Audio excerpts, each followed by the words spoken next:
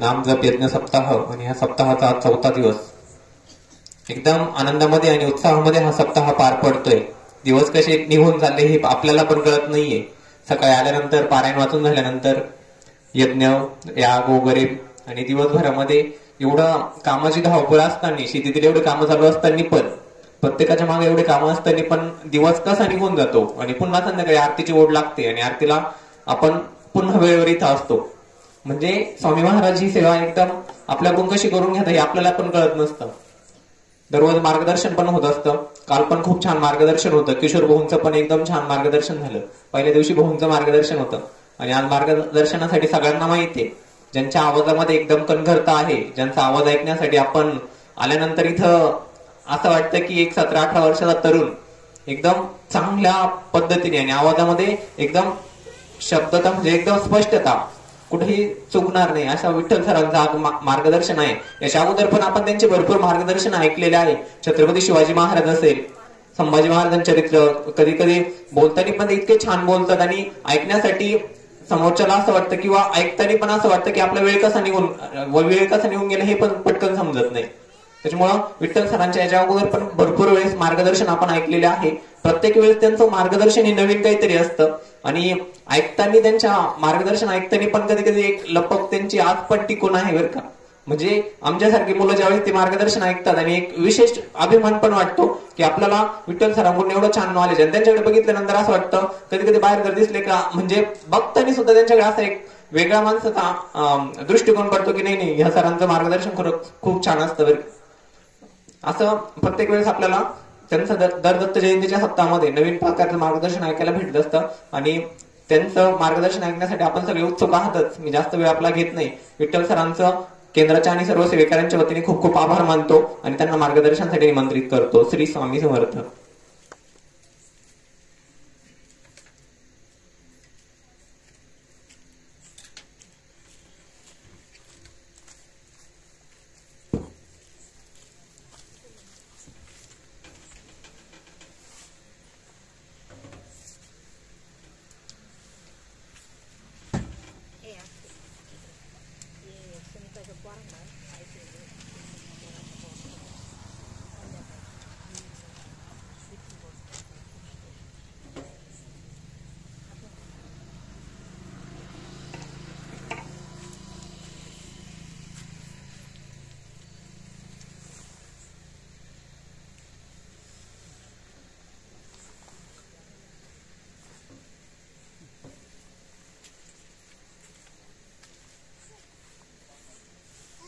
श्री स्वामी समर्थ. आपण थोडस पुढे पुढे आले, मागे बसलेले विखोरलेले असे इथे येऊन बसलं तर बरं वाटेल. मलाही बोलायला बरं वाटेल, तुम्हालाही ऐकायला बरं वाटेल. सगळ्यांना विनंती करतो, हे मागे बसलेले आपले मित्रमंडळी कृपया पुढे येऊन बसा इथे. चला पटकन. या माता माऊली बसलेल्या त्यांनी पण पुढे या, अशा 2 लाईनीमध्ये बसा. आपल्या दोघांमधलं अंतर आपण कमी करूया. चला पटापटा.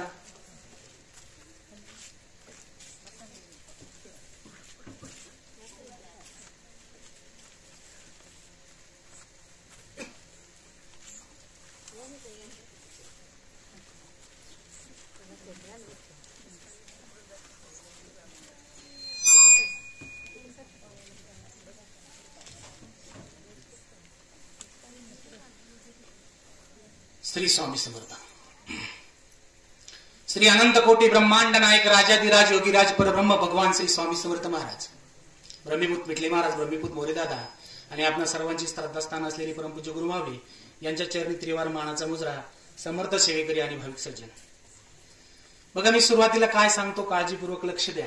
काय झालं, जुन्या काळी मोबाईल होते, आताही मोबाईल आले. आता मोबाईल साठी एक ऍप निघालाय. काय, आपली माहिती दुसऱ्याला द्यायची असेल तर त्याच्यामध्ये शेअर आहे की नाही, शेअर करायचे असेल तर शेअर नावाचं ऍप आहे. जुन्या काळचे जुने मोबाईल होते त्याच्यात शेअर नव्हतं. त्यावेळेस काय होतं, ब्लूटूथ होतं. काय होतं, ब्लूटूथ होतं. आणि मग जे समोरच्याची जर माहिती घ्यायची असेल तर त्याचंही ब्लूटूथ ऑन करावं लागायचं आणि ज्याला माहिती द्यायची त्याचंही ब्लूटूथ ऑन करावं लागायचं, आहे की नाही. मग ऑन केल्यावरती त्याचंही नाव यायचं, दोघांचंही नाव यायचं आणि मग ते एक झाल्यावरती आपण दिलेली माहिती त्याच्यापर्यंत पोचायची. आता मी माझं ब्लूटूथ ऑन करून आलोय. आता तुम्ही काय करायचंय, तुमचं ब्लूटूथ ऑन करा, म्हणजे मी काय सांगतोय ते काळजीपूर्वक माझ्याकडे लक्ष द्या आणि जे सांगणार आहे ते आचरणात आणण्याचा प्रयत्न करा. काय झालं की एक 4थीची मुलगी होती आणि ती मुलगी शाळेत जायची, नित्यनियमाने जायची, हुशार होती, परंतु प्रत्येक गोष्टीत कुतूहल असायचं, प्रश्न विचारायची. एक दिवस रविवारचा दिवस होता म्हणून घरीचा सुट्टीचा दिवस होता, पावसाळ्याचे दिवस होते, धो पाऊस बाहेर पडत होता. घरात वडील बाकावरती बसलेले होते. ती घरात वडिलांजवळ आली आणि कुतूहलाने बापाला तिने प्रश्न विचारला. का हो म्हणे बाबा, हा पाऊस कोण पाडतो म्हणे, कसा पडत असेल, त्याच्या मागे कोणीतरी असेल ना म्हणे, हा पाऊस पाडण्यामागे कोणाचा तरी हात असलाच पाहिजे म्हणे, कोण आहे बरं ते. आणि मग तिचा बाप तिला समजावून सांगायला लागला की बाळ, ते तसं नाही म्हणे, ते पाडणारा बिडणारा तसं काही नसतं म्हणे. काय असतं म्हणे की समुद्राच्या पाण्याची वाफ होते आणि ते आकाशात वरती जातं, त्याचं ढग तयार होतं, ढग तयार झाल्यावरती त्या ढगाला गार हवा लागते, हवा लागल्यानंतर त्याचं पाण्यात रूपांतर होतं आणि पाण्यात रूपांतर झाल्यावरती ते जमिनीवरती पडतं आणि मग तो पाऊस अशा पद्धतीने पडतो आणि ते पाणी पुन्हा उताराच्या दिशेने वाहतं, नदी नाल्यांना जाऊन मिळतं, नदी नाल्यातून समुद्राला जाऊन मिळतं आणि समुद्रात गेल्यानंतर पुन्हा त्याची वाफ होते. काय सांगितलं वडिलांनी की सूर्यप्रकाशामुळे समुद्राची वाफ होते, वाफ झाल्यानंतर ढग तयार होतात, ढग झाल्यानंतर गार हवा लागते, गार हवा झाल्यानंतर त्याचं पाण्यात रूपांतर होतं, पाणी जमिनीवरती पडतं, जमिनीवरती पडल्यानंतर उताराच्या दिशेने वाहतं, उताराच्या दिशेने नदी नाल्याद्वारे समुद्राला जातं आणि समुद्रामधून पुन्हा सूर्याच्या उष्णतेने त्याची काय होते, वाफ होते. असं हे ऋतुचक्र चालू आहे म्हणे. त्याच्या मागे कुणाचा हातबीत नसतो म्हणे, हे निसर्ग आहे म्हणे. काय सांगितलं, निसर्ग आहे आणि या निसर्गा चक्रामुळेच या घटना घडत असतात. पण ती कुतूहलाने विचारायची, का हो बाबा, मग सूर्याची प्रकाश किरणे पडतात पण कुणीतरी पाडणार असेल ना, वाफ होते म्हणजे कुणीतरी करत असेल ना, आहे की नाही. वरती ढगांना गार हवा कोण देतं हो म्हणे, त्याचं पाण्यात रूपांतर कसं काय होतं म्हणे, आणि पाणी समुद्राच्या दिशेनेच का वाहत जातं. असे बरेचसे प्रश्न ती तिच्या बापाला विचारत होती. पण बापाने परत तेच सांगितले की काय नाही, निसर्ग चक्र असतं आणि अशा पद्धतीने तो पाऊस पडत असतो म्हणे, त्याच्या मागे कुणाचा हात बीत नसतो. आणि ते ऐकून गेली. नंतर थोडा वेळ झाला आणि वेळ झाल्यानंतर अभ्यासाचं दप्तर तिने जवळ घेतलं आणि ड्रॉइंगची वही काढली. ड्रॉइंगच्या वहीमध्ये चित्र काढायला बसली. चित्र काढल्यानंतर असा डोंगर काढला, त्याच्या अजून सूर्य काढला. सूर्य काढल्यानंतर समोर 2 झाडं काढली, झाडाजवळ चरणारे जनावर 2 प्राणी काढले आणि इतक्यात आईने आवाज दिला त्या मुलीला. आईने आवाज दिला म्हणून चित्र तिथंच ठेवलं आणि आईकडे पळत पळत गेली. आणि गेल्यानंतर वडील आले, त्यांनी बघितलं, अरे वा किती सुंदर चित्र काढलंय, कुणी काढलंय म्हणून ते बघताय. बघितल्यावर ते मुलीनेच काढलंय. त्यांना वाटलं इथं दुसरं तिसरं कुणी नाही, मुलीनेच काढलंय, किती सुंदर चित्र आहे. म्हणून मुलीला बोलून घेतलं, बाळ इकडे म्हणे, कुणी काढलं म्हणे चित्र. मग ती सांगायला लागली, म्हणे बाबा काय झालं म्हणे, तिथून एक पेन्सिल उठली म्हणे, या कागदावर आली ती आपोआप ओटायला लागली. ते झाल्यानंतर जिथं जिथं चुकलं तिथं खोडरं खोडलं गेलं. ते झाल्यानंतर स्केच पेन उठले, कलर द्यायला लागले आणि ऑटोमॅटिक असं चित्र तयार झालं. नाही बेटा, असं आपोआप होऊ शकत नाही म्हणे, त्याला तर हात लागेल ना, पेन्सिल हातात धरल्याशिवाय तर चित्र तयार होऊ शकत नाही ना, कुणीतरी हातात धरली असेल आणि मगच काढलंय ना. मग बाबा मी तेच विचारते म्हणे, कोणाचा तरी हात असल्याशिवाय चित्र तयार होऊ शकत नाही, तसंच कुणाचा तरी हात असल्याशिवाय. साधू संतांनी फार सुंदर उदाहरण दिलंय. ते म्हणतात की तुझ्या सत्तेने वेदाशी बोलावी, सूर्याशी चालावी, तुझ्या बळे ऐसा हा समर्थ, ब्रह्मांडाचा धनी. काय वडिलांना कळालंय, कोणाची तरी हात याच्या मागे आहे, कोणाची तरी सत्ता. म्हण तुझी या सत्तेने, मग तो कोण आहे, ऑटोमॅटिक होत त्याची जाणीव करून द्यायला आलोय. तो कोण आहे, अखिल कोट ब्रह्मांडाचा नायक, जगाचा बाप. कोण आहे तो, दुसरा तिसरा कोणी नाही. तुझी या सत्तेने, तुझ्या सत्तेने वेद बोलतात. साधू संतांनी काय प्रमाण दिलं, तुझी या सत्तेने वेदाशी बोलावी, सूर्याशी चालावी, तुझी या बळे ऐसा हा समर्थ, ब्रह्मांडाचा धनी. त्याच्या सत्तेने वेद बोलतात. सूर्य तपतो, हळूहळू सरकतो, चंद्र शीतल होतो, पशुपक्षी बोलतात, नद्या वाहतात, जनावर गातात, आपण पण बोलतो. हे सगळं त्याच्या सत्तेने चालतं. म्हणून पुढे जाऊन संत काय म्हणतात की चाले हे शरीर कोणाची या सत्ते, कोण बोलवितो हरिविना, देखवितो बोलवितो ऐकवितो एक नारायण तयाचे भजन चुकवू नये. काय तिने विचारलं कोणामुळे चालतं, बापाला कळालं कोणीतरी आहे याच्या मागे. आमचे संत काय प्रमाण देतात की चाले हे शरीर कोणाची या चित्ता. कोणामुळे चालतं? चाले हे शरीर कोणाची या चित्ते. कोणामुळे चालतं? तर कोण बोलवितो हरिविना, बोलवितो चालवितो ऐकवितो एक नारायण आणि त्याचे भजन चुकवू नये. म्हणजे आपलं हे शरीर चालवणारा, बोलायला लावणारा, ऐकायला लावणारा आपला जो श्वास चालू आहे ना तो त्याच्यामुळेच चालू आहे. आपलं हे शरीर धडधड करतंय ना हे केवळ त्याच्यामुळेच करतंय. कुणीतरी आपल्या पाठीशी आहे. आपण म्हणतो ना हृदयी वसशी परिणाच दिसशी कैसे तुझं पाहू.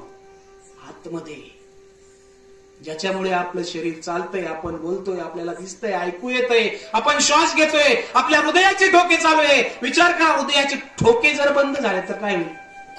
हे शरीर राहणार, त्याला मुर्दा म्हणतात, प्रेत. मग मी तेच सांगायला आलो ना, लोकांचं म्हणणं आहे की जगात देव नाही.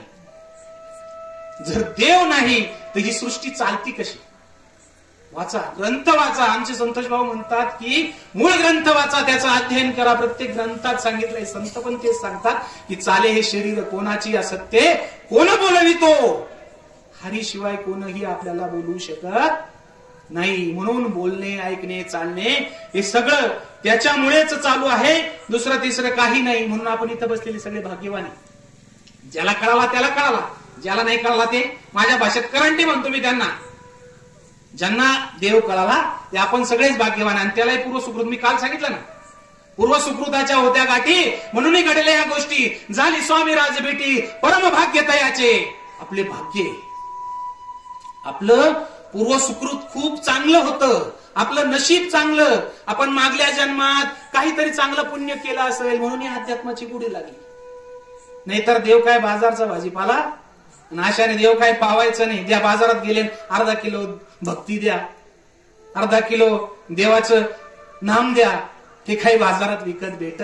काहीतरी तुम्ही इथं बसलेला प्रत्येक आत्म्याने काहीतरी पुण्यपूर्व सुकृत केलं म्हणून स्वामींची भेट झाली, देवाची भेट झाली, परमात्म्याची भेट झाली, त्या अखिल कोट ब्रह्मांडाच्या नायकाची भेट झाली. म्हणून ती भक्ती करत असताना अनायासे कशीही करा, त्याला काहीही बंधन नाही. तुमच्या पद्धतीने जशी पाहिजे तशी तुम्ही करू शकता, कशीही करा. त्याला काही हटयोग करायची गरज नाही, काही नाही. साधी सुधी कशीही भक्ती पण 100% विश्वास ठेवून श्रद्धेने केली तर महाराज अनुभव द्यायलाच बसलेले. तुम्ही कशीही भक्ती केली तरी महाराज तुमच्यासाठी इथे आहे. अनुभव, किती अनुभव सांगायचे. एक विनोदी अनुभव सांगतो. काल काय झालं, भाऊ मार्गदर्शनावर आले. तिथं आपल्या त्या दिवशी डॉक्टर गेठे महाराज इथे आलेले होते आणि वाळीबाने भाऊंना फोन केला. म्हणे भाऊ महाराज आले, तुम्ही कधी येताय? भाऊ मार्गदर्शनासाठी कोळकवाडीला होते आणि कार्यक्रमात असताना भाऊंना फोन आला आणि एक महिलेचा फोन आला. म्हणजे भाऊ फार महत्वाचा प्रश्न आहे. भाऊ म्हणे मी मार्गदर्शनात नंतर फोन करा. नाही फारच महत्वाचा प्रश्न आहे म्हणे, विचारल्याशिवाय गत्यंतर नाही म्हणे. अहो पण मी कार्यक्रमात आहे म्हणे, मला जायची घाई आहे. नाही फार महत्वाचं आहे. काय प्रश्न आहे म्हणे. तिने सांगितलं भाऊ पोराची चड्डी हरवली म्हणे, सापडतच नाही. आता काय विचार, काय झालं, पोराची चड्डी हरवली. भाऊ म्हणे असे परत काही प्रश्न असेल तर विचारू नका म्हणे, फोन ठेवून द्या म्हणे. आपण तरी पण काहीतरी सेवा सांगा ना, काहीतरी सांगा म्हणे. आता काय सांगा भाऊ, असं सांगत. बरं ठीक आहे म्हणे, महाराजांना विनंती करा म्हणे, सापडून जाईल म्हणे. काय असेही प्रश्न काही लोक, काय भगवंताची गोडी असेल त्याला, काही नाही. आमचं स्वामी चरित्र काय सांगतं की निस्वार्थपणे कामना धरून जे भजशी, कामना धरून काही काम्य सेवा करतात. देवा माझं हे होऊ दे, ते होऊ दे. लहान लहान मुलं, देवा मला पास कर, मी तुला खडीचा करवेल, आहे की नाही. पेढे वाईन काही काही लोक नवस करतात, मला पुत्र होऊ दे, असं असं करेल, सोन्याचा कळस चढवील, सोन्याचे डोळे लावील, सोन्याचं अमक करील, तमक करील, असे म्हणजे कामना धरून काही. परंतु स्वामी चरित्र काय सांगतं की काम्य सेवेला सुद्धा इथं अनुभव येतोच आणि निष्काम सेवेला सुद्धा अनुभव आहेच. कामना धरून जे भजशी होय त्यांची मनोरथ पूर्ती. काहीतरी मनात ठेवून तुम्ही बसले पारायणाला, महाराज अनुभव दिल्याशिवाय राहत नाही. त्यांचं सुद्धा मनातली इच्छा पूर्ण होते म्हणजे होते. कामना धरून जे भजशी होय त्यांची मनोरथ पूर्ती. पण निष्काम भक्ताप्रती कैवल्य प्राप्ती होत असे. पण जो निष्काम भक्तीने सुद्धा करतो ना, तो अडकून बसत नाही माझा प्रपंच, माझी गाडी, माझी माडीन, माझ्याच बायकोची गोलगोल साडी. त्याला काय डायरेक्ट कैवल्य प्राप्ती. सदैव वैकुंठाला गेले. कोण गेले? नका विचारू आम्हाला. कोण गेले? तुकाराम महाराज सदैव वैकुंठाला गेले. कैवल्य प्राप्ती झाली. काय केलं हो त्यांनी? साधी सुधी भक्ती होती तुमच्या माझ्यासारखी. काय करायचे? फक्त पांडुरंग पांडुरंग, उठता बसता झोपता फक्त पांडुरंगाचाच धावा. म्हणून ही भक्ती करत असताना, हे पारायण करत असताना एक नेम तुम्हाला मी सांगतो की आपल्याला ह्यातून फलप्राप्ती ही होणारच आहे. परंतु हे करत असताना आपलं पुण्य कमी होत जातं, किंवा आपण खूप काही करतो तरी आपल्याला अनुभव येत नाही. का येत नाही? तर तुम्हाला एक छोटीशी गोष्ट सांगतो.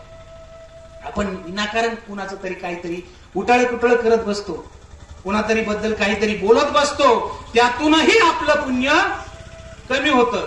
काही गरज नाही. काय झालं? एक साधू महाराज असे चालले होते रस्त्याने. संन्यासी होते, साधू होते, चाललेले होते, कमंडलू हातात होता, त्यांच्या नादात परमेश्वराचं नाव घेत घेत चाललेले असताना एक कुलश्री बाहेर आली. तिने बघितलं साधू महाराज चालले. दुपारची जेवणाची वेळ झालेली होती, 12 वाजलेले होते, ऊन तापत होतं. तिला वाटलं की महाराजांना जेवायला बोलवावं, पाणी द्यावं. म्हणून तिने महाराजांना हात जोडून विनंती केली की महाराज दुपारची वेळ झाली, कृपया तुम्ही आमच्या घरी चलावं आणि अन्न ग्रहण करावं, पाणी घ्यावं. आणि खूपच विनंती केली. त्यामुळे ते महाराज गेले. गेल्यानंतर जेवण केलं.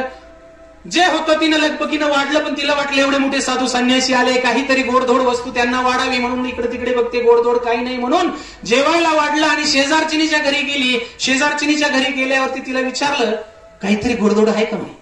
साधू महाराज आले म्हणे, त्यांना जेवायला द्यायचंय. ती म्हणे हो हो, आत्ताच मी खीर केली म्हणे, घेऊन जा म्हणे. आणि तिने अशी वाटीमध्ये खीर काढली, त्यात दिली. ती आपली घेऊन गेली. साधू महाराज जेवत होते. महाराज तोंड गोड करा म्हणून त्या ताटात तिने खीर ठेवली. तशीच ठेवल्यानंतर खीर खाल्ल्या खाल्ल्या महाराज मरून पडले. काय झालं? गेले ना महाराज जागेवरती. लगबग झाली. काय झालं, कशामुळे झालं, काय काय कुणास ठाऊक, कसं घडलं तिला कळेच ना. मग कशामुळे झालं काहीही कळत नव्हतं. प्रकरण कुणा गेलं? कोण येतं मृत्यूला? यमलोक, यमदेवाकडं चौकशी आता तिकडच झाली ना. इकडं आधी तुमच्या माझ्यासारखी काही बोलायला तयार आहे. कशामुळे झालं काय, आता तुम्ही तर्क वितर्क लावून काहीही करून मोकळे होतात. आणि चित्रगुप्ताला वही घेऊन बोलवलं आणि चित्रगुप्त गोंधळात पडला. आता हे महाराज मेले, पण याचा पाप कोणाच्या डोक्यावरती लावायचं? महाराज मेले, कोणाच्या डोक्यावरती लावायचं? चित्रगुप्त लागले यमदेवाला विचारायला, म्हणे की हे साधू महाराज मेलेले आहे, हे पाप कुणाच्या डोक्यावरती लावायचं, कसं करायचं? इंद्रदेव ते यमदेव विचारायला लागले की कुणाच्या डोक्यावर लावता सांगा बरं. ते म्हणे त्या बाईने खीर चारली, तिच्याच डोक्यावर लावा. यमदेव म्हणे नाही नाही, तसं करता येणार नाही. तिनं तर बिचारीनं हात जोडून महाराजांना दुपारच्या वेळी जेवणाला नेलं म्हणे. मग जिनं खीर दिली ना म्हणे तिच्या डोक्यावर लावा म्हणे. नाही नाही, कसं काय? तिने पण महाराजांचं नाव ऐकलं आणि गोड पदार्थ म्हणून खीर आपली दिली.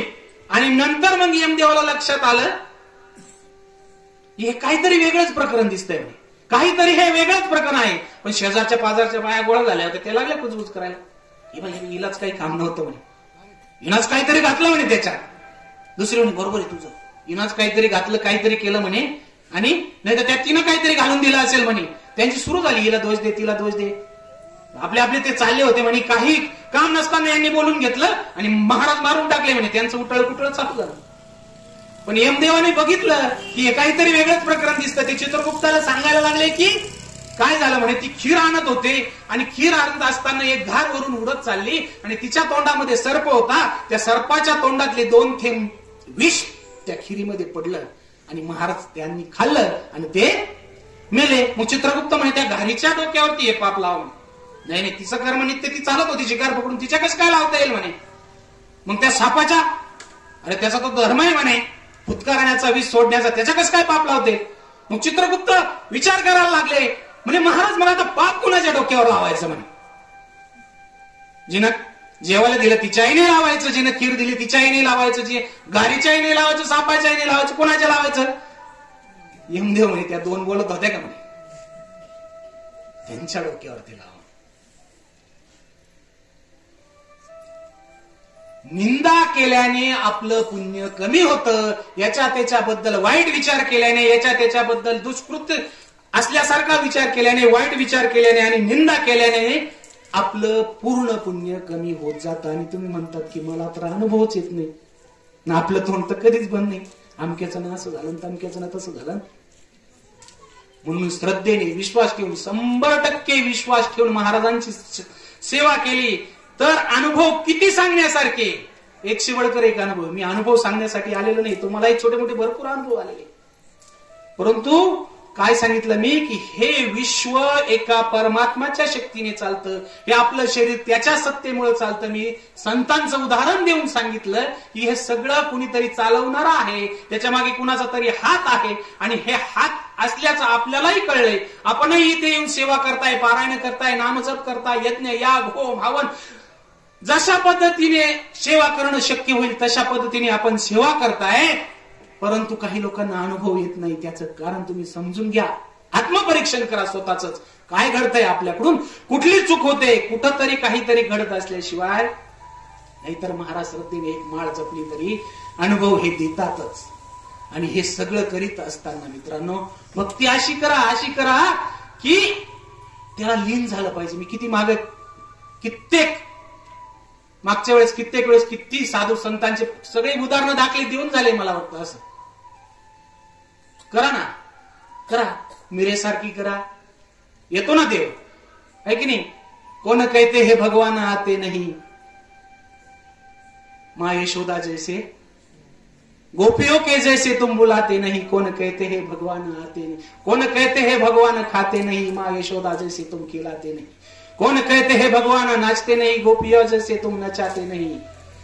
येतात ते शबरीचे बोरं खायला आले, तुम्ही माझ्यासारखं उटळ करून आपलं पुण्य क्षीण करीत बसण्यापेक्षा साधू संतांसारखं एक चित्ताने लीन होऊन श्रद्धेने 100% विश्वास ठेवून जर भक्ती सेवा केली तर कैवल्य प्राप्ती सांगितली. मी संसाराच्या गाड्यात अडकून न पडण्यापेक्षा काय सांगितलंय, कैवल्याची प्राप्ती आपल्याला होऊ शकते. म्हणून अशी मिरेसारखी भक्ती करा. किती साधू संत आहे, जनाबाई सारखी करा. जनाबाईचं तर दळण दळून द्यायला भगवंत यायचे, पाणी भरायला भगवंत यायचे, भाकरी तापायला, शंकूर करायला, सगळे जनाबाईची कामं करायला भगवंत यायचे. एक दिवस रात्रीचे भगवंत आले, तिला दळण दळून लागायला लागले आणि त्या भगवंताने खोडी केली. करतात बरं का भगवंत, संतांबरोबर भक्तांबरोबर खोडी करतात. पांडुरंगाने त्या जगाच्या बापाने विटेवरती कमरेवरती हात ठेवलेला जगाच्या बापाने तिला दळण दळू लागता एक खोडी केली. ती आपली लीन असायची, पांडुरंग पांडुरंग पांडुरंग म्हणण्यामध्ये लीन असायची. आणि हे लीन असता दळण दळायला लागली, तो पण आपला दळण दळू लागला. ती त्याला आळवायची, है की नाही. सुंदर माझे जाते ग फिरते बहुतुके, ओव्या गाऊ कौतुके, तू ये रे बा विठ्ठला. ती त्याला आळवीत होती, बोलवीत होती. तो आला, दळण दळू लागला, पण जाताना स्वतःच्या गळ्यातला सुवर्णहार तिच्या गळ्यात घालून निघून गेला. सकाळी पुजारी उठले, देवपूजेची तयारी झाली, पांडुरंगाला स्नान घालायची तयारी झाली. आणि स्नान घालता घालता पुजाराच्या लक्षात आलं, अरे देवाच्या गळ्यातला हार कुठे गेला म्हणे. कुठे गेला म्हणे, कुठे भगवंताच्या गळ्यातला हार कुठे गेला. इकडे शोध, तिकडे शोध, इकडे शोध, तिकडे शोध, काही केल्या लक्षात येईना. आणि जणीच्याही लक्षात नाही. तिने आपल्या ती, कारण त्याच्या नामात तल्लीन, तिला खाण्याची पिण्याची सूद कशाचीच नव्हती, फक्त ती त्याच्या नामात तल्लीन असायची. आणि त्याच्या नामात तल्लीन असल्यामुळे ती आपली सकाळी निघाली, घागर उचलली, नदीवरती गेली, घागर भरायला. इकडं सगळे जमले आणि जमल्यानंतर हाराची शोधाशोध पूर्ण पंढरपुरामध्ये सुरू झाली. सुरू होत असताना सगळीकडे चर्चा पसरली. ती घागर भरायला गेली आणि तिथल्या 2 बायांनी बघितलं, अरे बघ तिच्या गळ्यात आहे म्हणे सोन्याचा हार. गेली ना बातमी, आणि सगळ्यांनी तिला पकडून नेलं, सभा भरली. आणि सभा भरल्यानंतर हिनं हार चोरला म्हणे, हिला सुडावरती द्या म्हणे. काय म्हणे, हिला सुडावरती द्या. आणि असं ठरल्यानंतर ती आपली हसायचीच, पांडुरंग पांडुरंग. 2 समजदार म्हाताऱ्या बाया होत्या म्हणे, अगं जना घेतला असेल तर देऊन टाक, चोरला असेल मन, ती काहीच नाही आपलं. पांडुरंग त्या बाया म्हण, तुला भीती वाटत नाही का? काय भीती वाटत नाही का? मग आता भय नाही आपुलिया जीवा, घडली या सेवा समर्थांची. आता कशाची भीती? ज्याची मी सेवा करते, त्याचं नाव घेते, आणि त्याचं नाम घेता घेता मृत्यू आला तरी काही अडचण नाही. म्हणून ती काय म्हणते, आता भय नाही आपुलिया जीवा, घडली या सेवा समर्थांची. आता का भिऊ? एवढा विश्वास होता. आणि येईल ना तो, आणि आला ना तो. आहे की नाही? घरात पोरगा असतं बघा, बाप सांगतोय अभ्यास कर, अभ्यास नाही केला तर मारेल बर का, आणि त्याचा थोडा अभ्यास अपूर्ण राहतो, आणि अपूर्ण राहिल्यावरती तो आईकडे जातो, आई बाबा मारतील ना. ती म्हणते त्यांना काय द्यायचं, तुमची काय माझी काय सारखं आहे की नाही? काय म्हणते, त्यांना काय द्यायचं, आता जीवन ही आपुलिया जीवा, आता काय द्यायचं त्यांना. 10 वर्ष झाले, 20 वर्ष झाले संसार करते, इतकी जिव्हाळा तयार झालेला असतो, आहे की नाही? असंच हनुमंतराय गेले, कुठे? लंकेला गेले, आणि गेल्यानंतर तिथं उभे राहिले रावणाच्या दरबारात. उभं राहिल्यानंतर त्यांनी तिथं जाऊन असा एकदम जोराचा पाय आदळला आणि सांगितलं रावणाला, आव्हान दिलं, तुझ्या दरबारात कोणी असं आहे मायकालाल, माझा पाय हलवून दाखवेल म्हणे. रावण म्हणे हलवला तर? हलवून दाखवला तर असं समजा म्हणे सीता तुम्हाला बक्षीस दिली म्हणे. किती विश्वास! पाय हलवून दाखवा आणि दाखवला तर काय समजा, सीता तुम्हाला बक्षीस दिली असं समजा म्हणे. आणि मग एक एक आला, भले भले राक्षस आले, पाय काय हलता हलेना ना, काही केल्याने हलेना. रावण चिडला, आणि चिडल्यानंतर बोलायला लागला, हे मूर्ख वानर, तुझ्या भयने लगता का मृत्यू का, मरणे का भयने लगता का? काय भेव, आता भय नाही आपुलियाची वा, घडली सेवा. असे भक्त मृत्यूलाही घाबरत नाही. ह्या तुलनेतील भक्ती आपली झाली पाहिजे. जनेसारखी, मीरासारखी, मारुती बाप्पा सारखी, ह्या तुलनेतील भक्ती तर आपली. आणि या भक्तीला काय लागतं? अहो, काम धंदा करता करता करू शकता ना तुम्ही. काय वेगळा वेळ द्यावा लागतो का? काही नाही, नामस्मरण करा, श्री स्वामी समर्थ, श्री स्वामी समर्थ, श्री स्वामी समर्थ. वेगळा वेळ द्यायचीच गरज नाही. झोपता, उठता, बसता, खाता, पिता, अशा पद्धतीची जर भक्ती केली तर परमात्मा प्राप्त झाल्याशिवाय राहणार नाही, यात कुठल्याही प्रकारची शंका नाही. आणि हे करत असताना मित्रांनो, मी आज थोडासा वेगळा विषय घेणार आहे. तुम्हाला जाणीव करून द्यायची होती की जगात देव हा आहे म्हणजे आहे, आणि तो प्राप्त होतो. करून घेतला, कोणी घेतला? ज्ञानोबाने घेतला, तुकोबाने घेतला, नामदेवाने घेतला, जनाबाईने घेतला, मीराबाईने घेतला. किती जणांनी घेतला? आपल्यापैकी काही शेळकरांनी पण घेतला असेल. म्हणून मी सुरुवातीलाच काय सांगितलं की देव आहे, त्याच्या सत्तेनेच हे काही सगळं चालतं. आणि हे चालत असताना त्याची भक्ती कशी करायची, कुणाचंही उन्हधुन न काढता श्रद्धेने विश्वास ठेवून 100% अंतकरणाने भक्तियुक्त, शुद्ध अंतकरणाने भक्ती केली तर तो प्राप्त होतच. परंतु ही भक्ती करीत असताना मी तुम्हाला थोडस वेगळ्या विषयाकडे नेतो. थोडस बाजूला जाऊ, कारण माझ्या हृदयाला एक खंत लागली. मी बघितलं एका ठिकाणी, फार जवळून बघितलं, वाईट वाटलं, खूपच वाईट वाटलं. तो अनुभव मी तुम्हाला शेअर करणार आहे. परंतु हे करत असताना प्रत्येकाच्या घरामध्ये देवारा आहे की नाही? नास्तिक असो, आस्तिक असो, या गावामध्ये राहणाऱ्या प्रत्येकाच्या घरामध्ये देवारा आहे, आणि तो ईशान्य कोपऱ्यामध्ये मांडलेला आहे. आणि त्या ईशान्य कोपऱ्यातील देवाऱ्यामध्ये 3 पायऱ्या सांगितल्या आणि त्या बनवलेल्या आहे आपण. त्यातली पहिली पायरी कुणाची आहे? कुणाची आहे? पितरांची पायरी. संतोष भाऊ नेहमी सांगत असतात, आपल्या स्वामी मार्गातून गुरुमाऊली पण सांगत असतात की आपलं बरं आणि वाईट करण्याचा पहिला अधिकार हा पितरांचा असतो. 2 नंबर कुलदेवी कुलदैवत, आणि 3 नंबर मग काय तुम्ही हस्तशास्त्र, कुंडलिनी शास्त्र, 5% महत्व द्या. पण आपलं बरं आणि वाईट करण्याचा पहिला अधिकार कुणाचा आहे? पितरांचा आहे. म्हणून तर आपल्या हिंदू संस्कृतीमध्ये सांगितलंय काय? मातृदेवो भव, पितृदेवो भव. बापाला देव माना, आईला देव माना. अशा पद्धतीने आपल्या या हिंदू संस्कृतीमध्ये सांगितलेलं आहे. की आई बापाला देव माना. काय झालं, एक दिवस कोपरगावहून येत असताना रस्त्याच्या कडेला एक म्हातारी अशी बसलेली होती. असं फाटकं लुगडं घातलेलं, केस विचकाटलेले, आणि 2-3 दिवसापूर्वीची घटना आहे, फार दिवस झाले नाही, म्हणून मला ते बोलावं असं वाटतंय तुमच्याशी. की अशी बसलेली असताना डोळ्यातून गळगळा अश्रू वाहत होते. आणि न राहून तिला विचारलं, आजी काय झालं म्हणलं. विचारलं काय झालं, तर आजीच्या डोळ्यातले अश्रूच थांबेन. आजी आणखी जोरजोराने हंबरडा पडून रडायला लागली. म्हटलं काय झालं आजी. देखवे म्हणे, बाबा एकच पोरग आहे. किती आहे, एकुलतं एकच पोरग आहे, पण पोरानं मारलं म्हणे सकाळीच. का मारलं, का मारलं, तो उष्टा पेला राजनाथ बुडवला म्हणून मारलं म्हणे. का मारलं, बायकोने कटकट केली, उष्टा पेला राजनाथ बुडवला म्हणून पोराने मारलं. काय कारण होतं, तोंडाला लावलेला पेला राजनाथ बुडवला म्हणून मारलं म्हणे. खूप वाईट वाटलं. म्हटलं आपण देवाऱ्यात आई बापाला पूजतो, त्यांची सेवा करतो, त्यांचं श्राद्ध कर्म करतो, मेलेल्या आई बापाला पूजतो, पण जिवंत आई बापाकडे बघायला आम्हाला वेळ नाही. किती वाईट गोष्ट आहे नाही. अरे माय पित्याचा लळा जिवाळा हीच खरी दौलत, आणि माय पित्याविना जगात नाही अन्य कुणी दैवत. कोण देव सांगितलंय, तो पंढरीचा पांडुरंग येऊन उभा राहिलाय विटेवरी. कशासाठी, आई बापाची सेवा केली. पांडुरंग म्हणे मी आलो, अशी वीट धरली मागे फेकली, म्हणे याच्यावरती उभा राहा, माझी आई बापाची सेवा चालू आहे तोपर्यंत. आणि आजू काही उभा योगी 28 उभा कर कटेवरी घेऊन या. अजूक सुद्धा तो उभा आहे. म्हणून खूपच वाईट वाटलं. म्हणून थोडासा मातृदेव भव पितृदेव भव हा विषय थोडासा घ्यावा वाटला.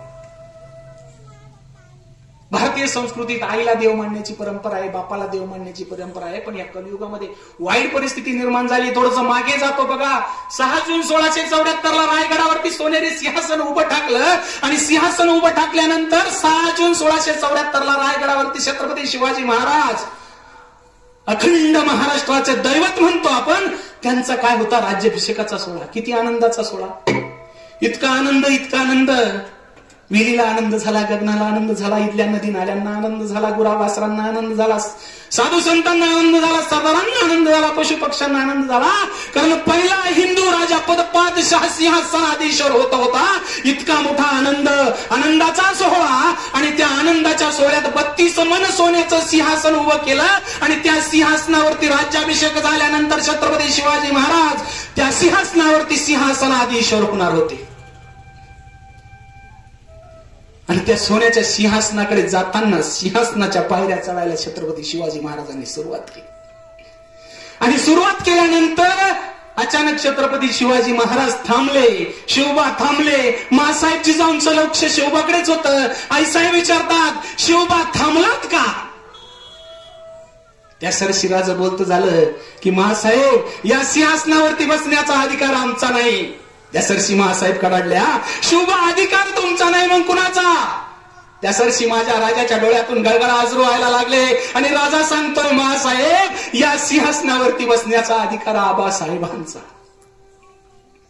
त्यांनी स्वप्न दिले, बापांनी स्वप्न दिलंय, दुसरा अधिकार मासाहेब तुमचा. 16व्या शतकात राजा काय सांगतो, त्या सोन्याच्या सिंहासनावर बसण्याचा आमचा अधिकार नाही, बापाचा. आणि आज जर ते असते तर बापाला आठवून डोळ्यातील अश्रू अनावर झाले, आणि सांगतोय की माझ्या बापाचा अधिकार आहे. कारण त्या बापाने 16व्या वर्षी असताना राजाला स्वप्न दाखवलं, मुद्रा लिहून दिली, सांगितलं प्रतिभा चंद्र लेखे व वर्धिष्णुर विश्ववंदिता शाह सुनो शिवशाही शाह मुद्रा भद्राय राजते. बाळा, तुला राजा व्हायचंय, नुसता राजा नाही तर लोक कल्याणकारी रयतेचा शिवकल्याणकारी राजा व्हायचंय. कोणी दिलं स्वप्न, बापाने स्वप्न दिलं. आणि पूर्ण कोणी केलं, पोराने पूर्ण केलं. म्हणून माझा राजा काय सांगतो की या सिंहासनावरती बसण्याचा अधिकार कुणाचा आहे, माझ्या बापाचा आहे. दुसरा अधिकार कुणाचा आहे, आईचा आहे. आणि त्यांनी या सिंहासनावरती रूढ व्हावं असं राजांनी इच्छा व्यक्त केली. आणि हे करत असताना मित्रांनो आपल्या या संस्कृतीमध्ये फार वाईट परिस्थिती निर्माण झाली. आई बापाला वृद्धाश्रमात टाकतो. किती वाईट परिस्थिती. आणि त्या वृद्धाश्रमात जाऊन बघा, तिथल्या पोरांना विचारा, पोरांना म्हणण्यापेक्षा आईला बापाला विचारा की तुमचा मुलगा काय करतो. कुणीतरी सांगेल माझा मुलगा डॉक्टर आहे, कुणीतरी सांगेल माझा मुलगा इंजिनियर आहे, कुणीतरी सांगेल माझा मुलगा कलेक्टर आहे, कुणीतरी सांगेल माझा मुलगा IAS अधिकारी आहे, मोठा साहेब आहे. पण त्यातली एकही म्हातारी म्हणणार आहे की माझा मुलगा शेतकरी आहे. शेतकऱ्याचे आईबाप कधीच वृद्धाश्रमात जात नाही. जातात कुणाचे? शिकल्या सवरल्यांचे आईबाप वृद्धाश्रमात जातात. आज परिस्थिती अशी झाली मित्रांनो, आई आणि बाप दोनांचंही आपल्या जीवनात फार मोठं महत्व आहे. एका कवीनं तर फार सुंदर म्हटलंय. काय म्हणतो तो? बाप सांगताना तो म्हणतो की नुसत्या भातावरच झोपी जातो अर्धा भारत माझा, आणि मी चटणी बरोबर भाकर खातो इथला शेतकरी राजा. अहो चहा नसतोच कपात आमच्या, चहा नसतोच कपात आमच्या, कोरडा पाव तोही घामाने भिजून येतो हाती. फुगून फुगून होतेच कशी 56 इंच छाती, फुगून फुगून होतेच कशी 56 इंच छाती. अहो 56 इंच सोडा, माझा बाप 112 इंच फुगवतो, डबल फुगवतो. अहो तुमची 56 इंच सोडा, माझा बाप 112 इंच फुगवतो. करतो काय? तर इमानदारी जगतो ना, आम्हाला इमानदारी शिकवतो. कोरडा दुष्काळ फोडतोय माझा बाप छातीमधल्या दमावर, कोरडा दुष्काळ फोडतोय माझा बाप छातीमधल्या दमावर. अहो पावसावर तर कुणीही करतं, पावसावर तर कुणीही करतं, माझा बाप शेती करतो अंगामधल्या घामावर. माझा बाप शेती करतो अंगामधल्या घामावर. पोरांचं चांगलं व्हावं, त्यांनी चांगलं आयुष्य जगावं, त्यांच्या जीवनात सुख आणि सुख आणि सुखच यावं, यासाठी काबाड कष्ट करणारे, रात्रंदिवस झिजणारे आई बाप मी डोळ्याने बघितले. तुम्ही पण बघितले. तुम्ही काय अचानक स्वर्गात नेऊन अवतरली नाही. अहो परिस्थिती अशी आहे की आजच्या कलियुगामध्ये एक बाप 4-4 पोरांना पोचतो, पण 4-4 पोरं एकेका बापाला पोचू शकत नाही. ही वाईट परिस्थिती निर्माण झाली.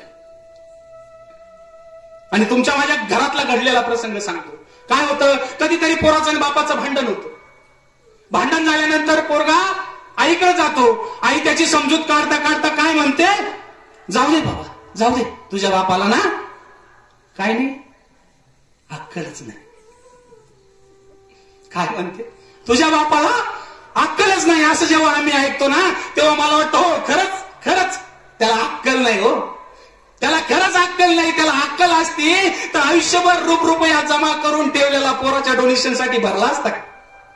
त्याला अक्कल असती तर अख्ख्या घरादाराला दिवाळीला नवे कपडे घालून स्वतः मात्र जुने कपडे घालून असत मुखाने कुटुंबाकडे पाहत राहिला असता.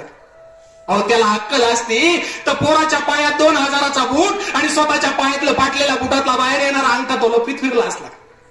अहो त्याला अक्कल असती तर घरासाठी 20 रुपये काम यावे म्हणून बाहेर फिरायला गेलेला असताना रिक्षाचे 20 रुपये वाचावे म्हणून अनवाणी पायाने फिरला तो. त्याला अक्कल आहे का खरंच?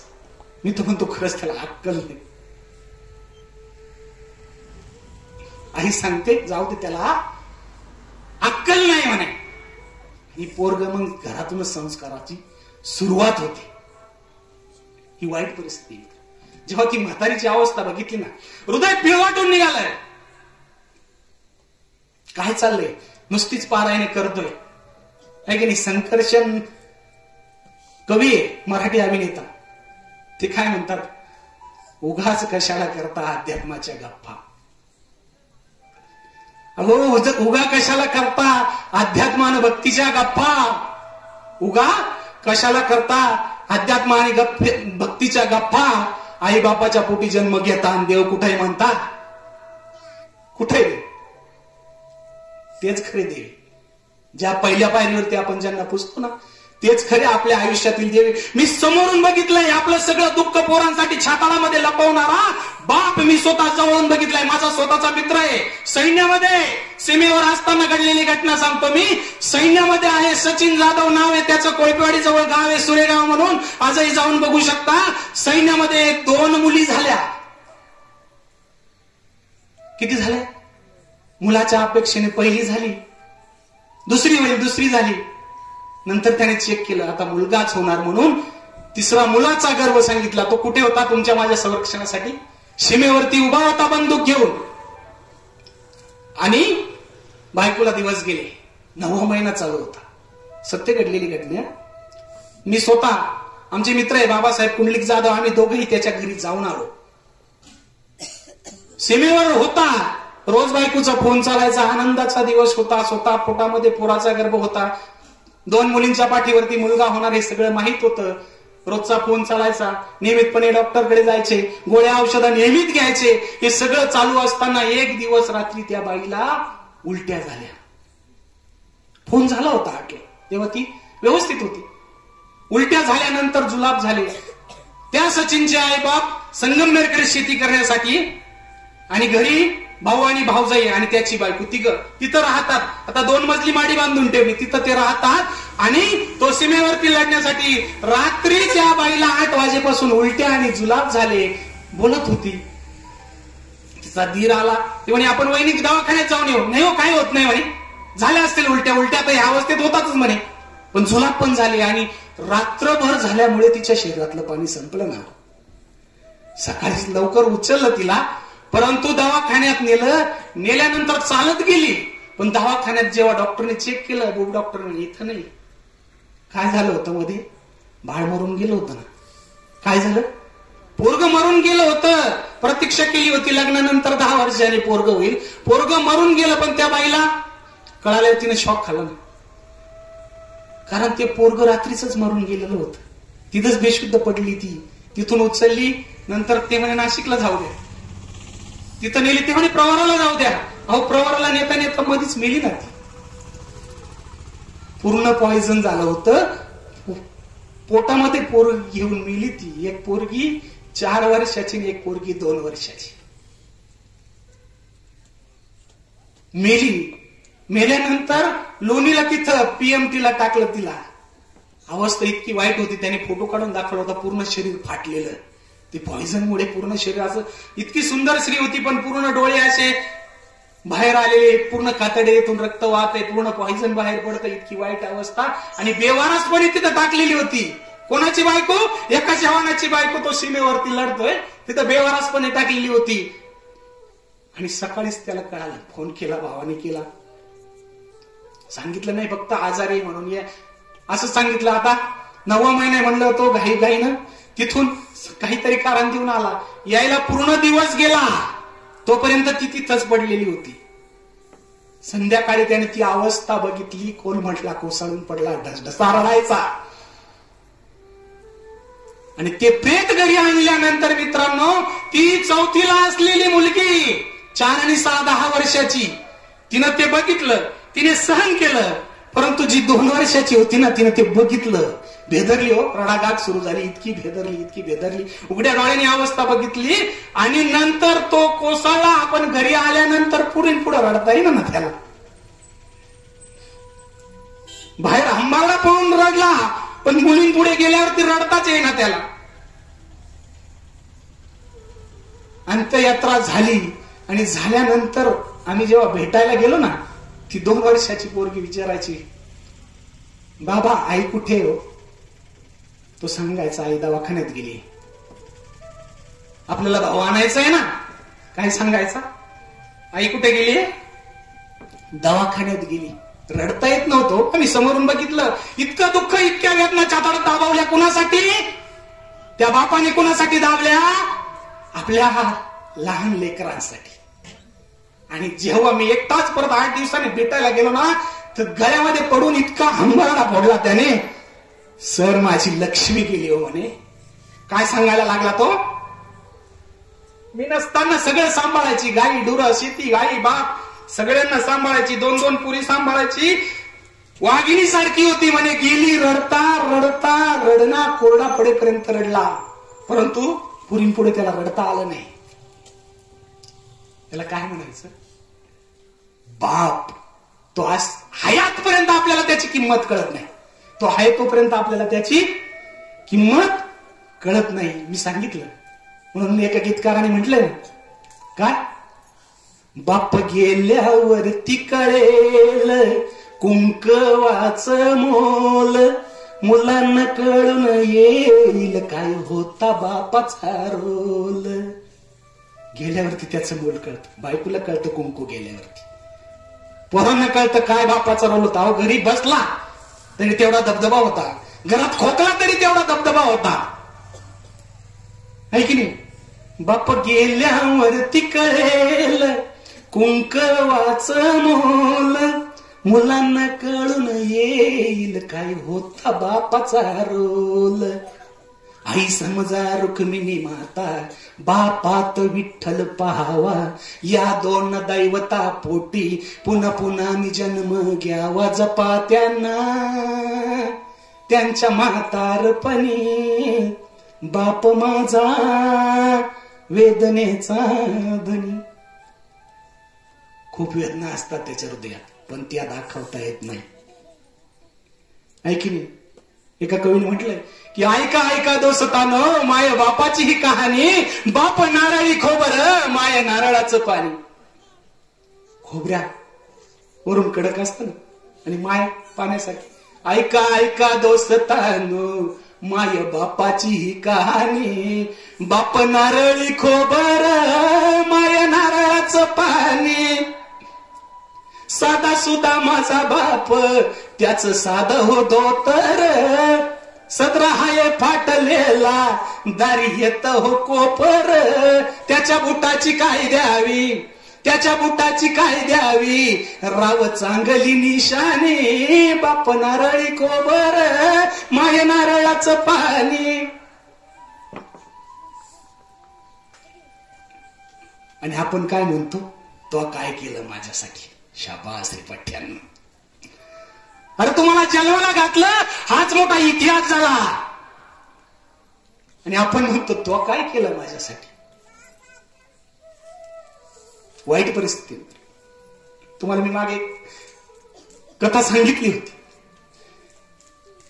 इथं आपल्या जवळ घडलेली सत्य घटना आहे शिंदेवाडीची. बाप काय करू शकतो सांगितलं होतं, परत एकदा आठवण करून देतो. शिंदेवाडीला केशव सोमगीर गोसावी नावाचा पोरगा तरुण लहानपणीच आई वारली. आई गेली, बिना आईचं वाढलेलं पोरग म्हाताऱ्या बापाने सांभाळलं. त्याला सांभाळल्यानंतर लहानाचं मोठं केलं. त्या बापाचं सोमगीर नावाच्या म्हाताऱ्याचा एक हात इथून तुटलेला आहे. आपण मागे त्यांचा सत्कार केला बघा, तुम्हाला आठवत असेल का नसेल मला माहित नाही. बॉम्बला सांगितल्यावरती आम्ही इथं आणलं होतं त्यांनी. सत्य घडलेली घटना सांगतो की इथं हात तुटलेला, आई लहानपणीच वारलेली. त्या बापानं काय करावं, एक मुलगी होती, हा केशव नावाचा पोरगा होता, त्या दोघांना सांभाळायचं. ते लहान होते. हा बाप गोसावी समाजातला कुठंतरी जाऊन पीठ मागायचं, कोणाच्या तरी बांधावर जाऊन थोडस काम करायचं, जेवढे पैसे मिळेल त्याच्यावरती पोरांना पोचायचं. लहान लहान लेकरं, हात तुटलेला, कोण जेव घालील रोज. हा बाप काय करायचं माहिती का, तुटलेल्या हाताने भाकरी थापायचा. असा जशा येतील तशा तुटलेल्या हाताने भाकरी थापायचा आणि त्या भाकरी तव्यावर टाकायचा, भाजायचा आणि त्या पोरांना खाऊ घालायचा. ते केशवनं लहानपणापासून बघितलं होतं बापाचं जगणं आपल्यासाठी किती क्षीणला, किती थकला, किती किती जगडला, त्याने बघितलेलं होतं. आणि मग लहानाची मोठी शिकता शिकता केशव 10वी 12वी झाला. आणि 12वी झाल्यानंतर परिस्थिती सुधारावी, काहीतरी चांगलं करावं, काहीतरी मिळवावं या आशेने त्याने काय केलं की मिलिटरीची भरती निघली म्हणून गेला. गेल्यानंतर ग्राउंड झालं, लेखी रिटर्न झालं, ओरल झाली आणि घरी आला. घरी आल्यानंतर आपल्या घरी बापाला कामात मदत करायची, जिकडे काम मिळेल तिकडे शिकता शिकता बापाला कामात मदत करायची. बहीण मोठी झाली, तिचंही लग्न झालं, दोघच बाप लेक, आहे की नाही. तोही भाकरी शिकून घेतल्या त्याने, तो भाकरी करायला लागला. पण काही दिवस त्या बापानं काय केलं, तुटलेल्या हातानं भाकरी भाजून त्या पोरांना सांभाळलं. तो अंतःकरणात त्याच्यात ते ठसलं, रुजलं. त्याने विचार केला किती हाल अपेक्षा काढल्या हो आपल्या बापाने. आणि काय झालं, एक दिवस केशवचं सिलेक्शन झाल्याचं पत्र तिथल्या पोस्टात आलं. पोस्टात आल्यावर पोस्टमनने बघितलं, अरे केशवचं सिलेक्शन झालं म्हणे मिलिटरीमध्ये. आनंदाचा दिवस, किती आनंद. त्याने ते पत्र आणलं, केशवला दाखवलं. केशवनं ते पत्र घेतलं, वाचलं आणि वाचल्यानंतर आनंद झाला. झाल्यानंतर परत त्याला त्याचा बाप आठवला. तो विचार करायला लागला, आपण जर सीमेवर गेलो, ठीक आहे चांगल्या प्रकारची नोकरी, सरकारी नोकरी, पण काही करता काही झालं तर, असा विचार करून त्याने ते पत्र तसंच पेटीमध्ये घालून ठेवलं, दाखवलं नाही. 8 दिवस, 10 दिवस, 15 दिवसानंतर हजर होण्याची तारीख होती, त्याने ते पत्र बापाला दाखवलंच नाही. आणि त्या पोस्टमनने बघितलं, हा तर इथंच फिरतोय म्हणे. त्याच्या बापाला बोलून घेतलं, अहो केशव गेला नाही का म्हणे. कुठं? अहो त्याचं मिलिटरीत सिलेक्शन झालंय म्हणे. सांगितलंच नाही म्हणे पोरानं. बापानं तडा तडा धोतर एका हातात धरलं, घराचा दरवाजा गाठला आणि दारात उभा राहून विचारलं, काय रे म्हणे, सिलेक्शन झालंय, गेला का नाही? पोराच्या डोळ्यातून गळगळा आवाज, अश्रू व्हायला लागले. तुटक्या हाताने भाकरी थाटणारा बाप त्याच्या समोर उभा होता. अखंड काया झिजवणारा बाप त्याच्या समोर उभा होता. काबाड कष्ट करणारा बाप त्याच्या समोर उभा होता. आणि बाप विचारत होता, सिलेक्शन झाला, गेला का नाहीस? अश्रू थांबे ना. नाही म्हणे बाबा, इथंच काहीतरी काम धंदा करून मी रोजाराजी करेल, पुढे शिकेल, चांगली नोकरी लागली तर ठीक, नाही तर चाललंच आपलं. अरे जा म्हणे, अरे हे सौभाग्य कोणाला मिळतं, अरे जा, अरे जा. पण बाबा माझं जर काही, बापाने तोंडाला हात लावला, अरे जा, हे भाग्य कुणालाही मिळत नाही. तुझ्यासारखा जर असा विचार केला असता तर माझा तानाजी कोंडाने गेलाच नसता. तुझ्यासारखा जर असा विचार केला असता तर बापाचं मन होतं, माझा शिवबा स्वराज्याची स्थापनाच न करता तुझ्यासाठी जर असा विचार माझ्या शंभू राजाने केला असता तर इंद्रायणी भीमेच्या तीरावर निघाल्या छातीला मरणाला सामोरे जाताच ना. अरे जा, हे भाग्य तुला मिळालंय ना या धरतीचं रक्षण करण्याचं. खूप पवित्र ही माती आहे. बापानं हट्ट केला, आग्रह करून पिशवी भरून स्टँडवरती एसटीत बसून काढून दिलं. गेला, ट्रेनिंग झाली. ट्रेनिंगचा 1 वर्षाचा काळ गेला, पगार सुरू झाला, पैसे यायला लागले, थोडं व्यवस्थित झालं घरचं. आणि हे करत असताना मित्रांनो, मधल्या काळात 2-3 वर्ष गेले आणि त्या 2-3 वर्षाच्या काळामध्ये त्याचं लग्न झालं. मराठवाड्याकडे यशोदा नावाची पोरगी आहे, तिच्याशी त्याचं लग्न ठरलं. आणि लग्न ठरल्यानंतर लग्न करायच्या आधी त्यानं तिची भेट घेतली आणि तिला सांगितलं काय, की मी सैन्यात आहे म्हणे, कधीही छाताडात गोळी घुसू शकते म्हणे, कधीही मृत्यूला सामोरं जावं लागू शकतं म्हणे. आणि यदा कदाचित माझं काही बरं वाईट झालं तर माझ्या म्हाताऱ्या बापाला सांभाळण्याची जबाबदारी कुणाची म्हणे. शपथच सोडून घेतली तिच्याकडून, शपथच सोडून घेतली. सांगितलं, माझं जर काही बरं वाईट झालं तर माझ्या म्हाताऱ्या बापाला तो सांभाळायचं, सोडून जायचं नाही. ठरलं, लग्न झालं दोघांचं. आनंदाचा संसार, आनंदी आनंदकडे, जिकडे तिकडे चोळीकडे व्यवस्थित चाललं. सुट्टीत यायचा जायचा 2-3 वर्षाचा काळ गेला. आणि आता अलीकडे 2018 मध्ये घडलेली घटना तुम्हाला सांगतो, की एक जात असताना मधल्या काळामध्ये बायको प्रेग्नंट राहिली, पोटामध्ये गर्भ वाढायला लागला. आनंदाचा दिवस फोन केला, त्यालाही आनंद झाला. घरात सगळीकडे आता आनंदी आनंद. आणि एक दिवस 2018 मध्ये कारगिलला सीमेवरती तुमच्या माझ्यासाठी बंदूक घेऊन उभा असलेला तो केशव, रात्रीची वेळ होती, 12-1चा काळ असेल आणि शत्रूनं घाला घातला. समोरून ठो ठो ठो गोळ्यांचा मारा सुरू झाला. इकडूनही आपल्या सैन्याने ठो ठो गोळीबार केला, पण 3 गोळ्या केशवच्या छातडात घुसल्या. कोसळला ना तो. दोन्ही गुडघे छात जमिनीवरती टेकवले, रक्त सांडलं या मातीसाठी. काय भावना असेल हो, काय मन म्हणत असेल त्याचं, काय त्याच्या मनामध्ये भावना असेल.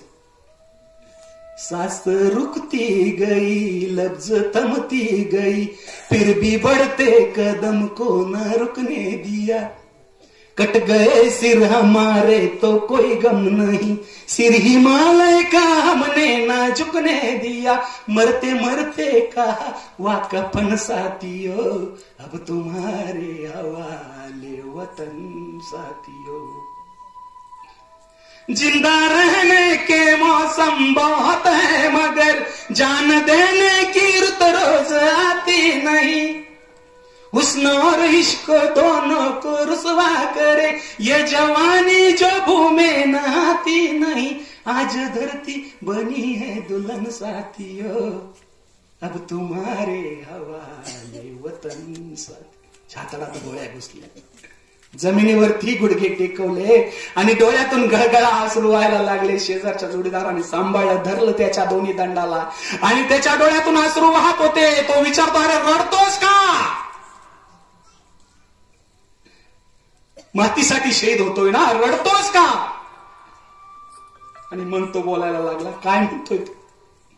अरे मरतोय म्हणून नाही रडत रे, पण मी मेल्यानंतर माझ्या तुटलेल्या हाताने भाकरीत थापणाऱ्या माझ्या बापाला माझी बायको सांभाळेल का? काय विचार करतोय तो? मरतो म्हणून नाही रडत म्हणून. जर माझी बायको थांबलीच नाही तर, आयुष्यभर ज्याने माझ्यासाठी खस्ता खाल्या काबाड कष्ट केले त्याला जर तिने सांभाळलं नाही तर, या आशेने डोळ्यातून अश्रू येत. उचललं, हॉस्पिटलमध्ये नेलं, 3ही गोळ्या काढल्या, पण वाचला नाही, गेला. तो शहीद झाला तुमच्या माझ्यासाठी, या मातीसाठी शहीद झाला. है की नाही? इतकी पवित्र माती आहे. तिथं छत्रपती शिवाजी महाराजांनी ती मूठ हातात घेतली या मातीची आणि शपथ घेतली होती. है की नाही? देखो मुल्क मराठों का जहां शिवाजी डोलाता, दुश्मन की ताकत को जिसने तलवारों से तोलाता, हर पर्वत पर आग जली थी, हर पर्वत एक चोला था, बोलो हर हर महादेव की, बच्चा बच्चा बोला था, वीर शिवाजी ने रखी थी लाज अपने शान की, अरे इस मिट्टी से तिलक करो, ये धरती है बलिदान की. रक्त सांडलंय या माती स्वराज्यासाठी, स्वातंत्र्यासाठी. कित्येक लोकांनी रक्त सांडलंय, तो पण गेला या मातीसाठी, तुमच्या माझ्यासाठी शहीद झाला. काश्मीरहून दिल्ली, दिल्लीहून पुणे, पुण्याहून नाशिक, नाशिकवरून पंचाळ्याला आणलं. बापाला सांगितलंच नाही कुठं. केशव शहीद झालाय. आणि पंचाळ्याला आणल्यानंतर त्या शहीद जवानाची इदमामध्ये अंत्ययात्रा काढण्यात आली. सगळं गाव गोळा झालं, गर्दी कसली म्हणून बाप विचार करतोय. आणि ज्या वेळेस ते प्रेत बापा पुढे ठेवलं आणि तोंडावरचा तिरंगा हटवला तर बापाला शॉक बसला, रडायला लागला गजबजला. पोरग म्हणत होतं, नको नका पाठवू मला, मी गेल्यावरती तुमचं कसं होईल? काय म्हणत होतं पोरग? नका पाठवू मला, मी गेल्यावरती तुमचं कसं होईल? शब्द आठवले बापाला. आणि असलेल्या एका हाताने अश्रू पुशीत डसा रडू लागला. त्याच्या प्रेतावरती डोकं टेकून हमसू हमसू दुबंगली ही धरणी माता, फाटले आकाश, कधी भेटणार माझा बाळरा. आता कुठं शोधू? गेला ना, कुठं शोधू त्याला? कसं काय सापडू आणि कसं सापडू? आता मेल्यानंतर परमवीर चक्र दिलं, भरपूर पैसे शासनाने दिले, 2 मजली माडी उभी राहिली. परंतु हे सगळं होत असताना एक बाजू सांगायचीच राहिली मित्रांनो. बायकोला कितवा महिना चालू होता? 9वा महिना चालू होता. आणि बाळणपणासाठी बायको माहेरी गेलेली होती. आणि ज्या दिवशी केशवच्या छातडात गोळ्या घुसल्या त्या दिवशी त्याची काव्या नावाची पोरगी 5 दिवसाची होती. किती दिवसाची होती? 5च्या दिवशी बाप मेला हो तिचा. कोणाच्या तोंडाकडे बघायचं तिने? 5च्या दिवशी तिचा बाप मेला. कोणाला बाप म्हणेल ती आता? आणि आजही ती यशोदा तिथं राहते त्या सासऱ्याबरोबर. नवऱ्याला शपथ दिली होती ना, नाही सोडणार. आजही तिने सोडलेलं नाही. तर आपल्या केंद्रामध्ये दत्त जयंतीच्या काही वर्षापूर्वी 5,000ची पावती केलेली आपण तिच्या पोरीच्या नावावरती. गायत्री पत संस्थेत अण्णाभाऊ आहे किती आहे ना? अण्णाभाऊ 5,000 रुपयाची आपण तिथं पावती केलेली तिच्या नावावरती. म्हणून बाप सांगितलं मी कसं आहे, नारळासारखं आहे. ऐका ऐका दोस्तानो, माय बापाची ही कहाणी. बाप नारळी खोबर, माय नारळाचं पाणी.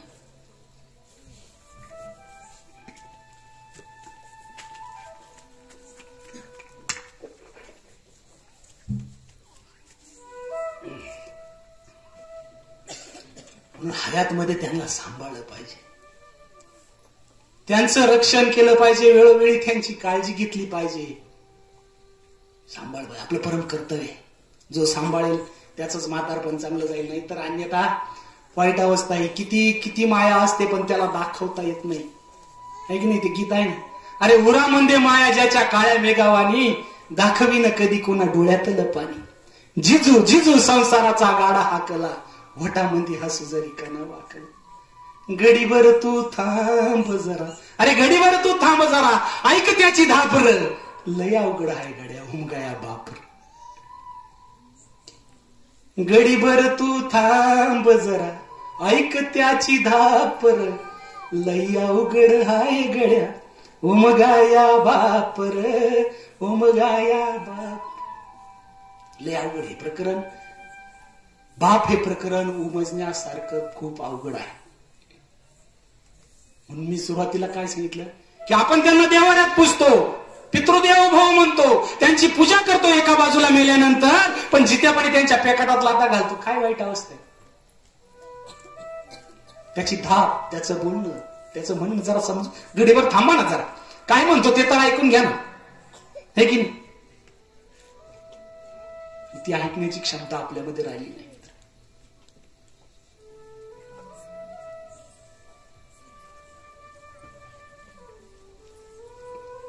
आणि हे करत असताना मातृदेवोभव जसं पितृदेवोभव तसं मातृदेवोभव. एक बाजू बघितली आपण, संसाराच्या गाड्यातलं एक चाक बघितलं, ज्याचं महत्व आपल्याला आयुष्यात आहे, आणि त्याला आपण एके दिवशी म्हणतो तो काय केलं माझ्यासाठी, तो बाप किती महत्वाचा आहे सांगितलं. तो यांना दाखवू शकत नाही सांगितलं, कारण माझ्या मित्राला मी जवळून बघितले. गेलाय त्या दोन्ही पोरींना सोडून आज सीमेवरती परत तुमच्या माझ्या रक्षणासाठी. पोरगी विचारायची ना, बाबा आई कुठे? 2 महिने ती पोरगी शॉप मध्ये गेलेली होती.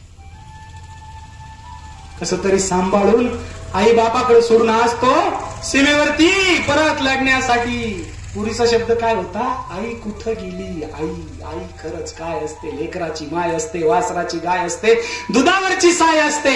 आई असते जन्मभराची शिदोरी, सरतही नाही आणि उरतही नाही. पण पोरं दुसऱ्याच्या आहारी गेले ना. घरातली पोरं बघ, लग्न झाल्यानंतर आई कळत नाही, बाप कळत नाही. आज एक पद्धत आहे बघा, एक मालिका होती, त्याच्यात एक संवाद होता, तुझ्यासाठी तुझ्यासाठी काय पण. एका कवीने कविता केली, तो म्हणतो, अरे बाप काढलास घराबाहेर, दारात रडते माय पण, बायकोला रोज म्हणतो तुझ्यासाठी काय पण. अरे बाप काढलास घराबाहेर, दारात रडते माय पण, बायकोला रोज म्हणतो तुझ्यासाठी काय पण. अरे तुझ्या माईचे आठवण बघते दिवस, लेकच पोटी जन्माला यावा म्हणून किती केले होते नवस. पोरगा पोटाला जन्माला यावा म्हणून इकून तिकून तिच्या नवसाला देव सुद्धा पावला, आणि तुझ्यासारखा हिरा तिच्या पदरामध्ये गावला. मला तीच आई आठवते, तिथं ती मार खाल्ली रडताना. किती नवस करतो पोर भाऊ म्हणून, है की नाही. इकून तिकून तिच्या नवसाला देव सुद्धा पावला, आणि तुझ्यासारखा हिरा तिच्या पदरामध्ये गावला. लहानपणी माय तुला शेतामध्ये न्यायची, आणि तुला ऊन लागू नये म्हणून पदर धरून राहायची. तुला भूक लागल्यावरती तू ट्याय ट्याय रडायचा. अरे तुला भूक लागल्यावरती तू ट्याय ट्याय रडायचा, माईचं दूध पिऊन झाल्यावरती तिचं रक्त सुद्धा ओढायचं. रक्तावरती पोचलाच बेट्या, याची थोडी तरी ठेव जाण. अरे रक्तावरती पोचलाच बेट्या, याची थोडी तरी ठेव जाण. आणि म्हाताऱ्या माईचा करू नको अपमान. आता एक कर, दारातल्या त्या माईला तू घरामध्ये आण, दारातल्या त्या माईला तू घरामध्ये आण. किती दिवस जगणार बेटा ते झाडावरचं पिकलं पान? किती दिवस आहे आपल्या आयुष्यासाठी? किती दिवस? आण तिला घरात. तू गोडधोड खा. कवी काय म्हणतो? तू गोडधोड खा. तुझ्या आई, तू गोडधोड खा, पण तुझ्या आईला शिळी भाकर तरी वाढ. तू गोडधोड खा, पण आईला शिळी भाकर तरी वाढ. आणि भाकर वाढायला तुझी बायको आडवी आली तर तिला घराबाहेर काढ. बायको जाणारच नाही, बायको जाणारच नाही हे मी तुला बॉन्डवरती लिहून देतो. बायको जाणारच नाही हे मी तुला स्टॅम्प वरती लिहून देतो. आणि गेली तर जाऊ दे, मी तुला दुसरी करून देतो. कवीवर मी नाही तर माझ्याकडे येशील. काय म्हणतो? गेली तर जाऊ दे, मी तुला दुसरी करून देतो. अरे तू आंधळा नाहीस की पांगळा नाही, तू आंधळा नाहीस की पांगळा नाही, तुला तुझंच राहिलं नाही भान. तू आंधळा नाहीस की पांगळा नाही, तुला तुझीच राहिली नाही किंमत. आणि पोरगा माय बापाला सांभाळतो म्हणून घर सोडून जाण्याची कुठल्याच बायकोमध्ये नसते हिंमत. अरे तुला वाघ बनवलंय माईनं, तुला वाघ बनवलंय माईनं, पण दुर्दैवानं तिलाच राहिलं नाही बायपण. बघा किती सुंदर असते आपली आई लग्न झाल्यानंतर. मुलांना जन्म देते, तिचं सौंदर्य नष्ट होत. पोरांना जन्म दिल्यानंतर तिचं सौंदर्य नष्ट होतं, तरी ती विचार करत नाही. लेकराच्या मायेपोटी आपुलकी पोटी त्याला जन्म देते. तुला वाघ बनवलंय माईनं, पण दुर्दैवानं तिलाच राहिलं नाही बायपण.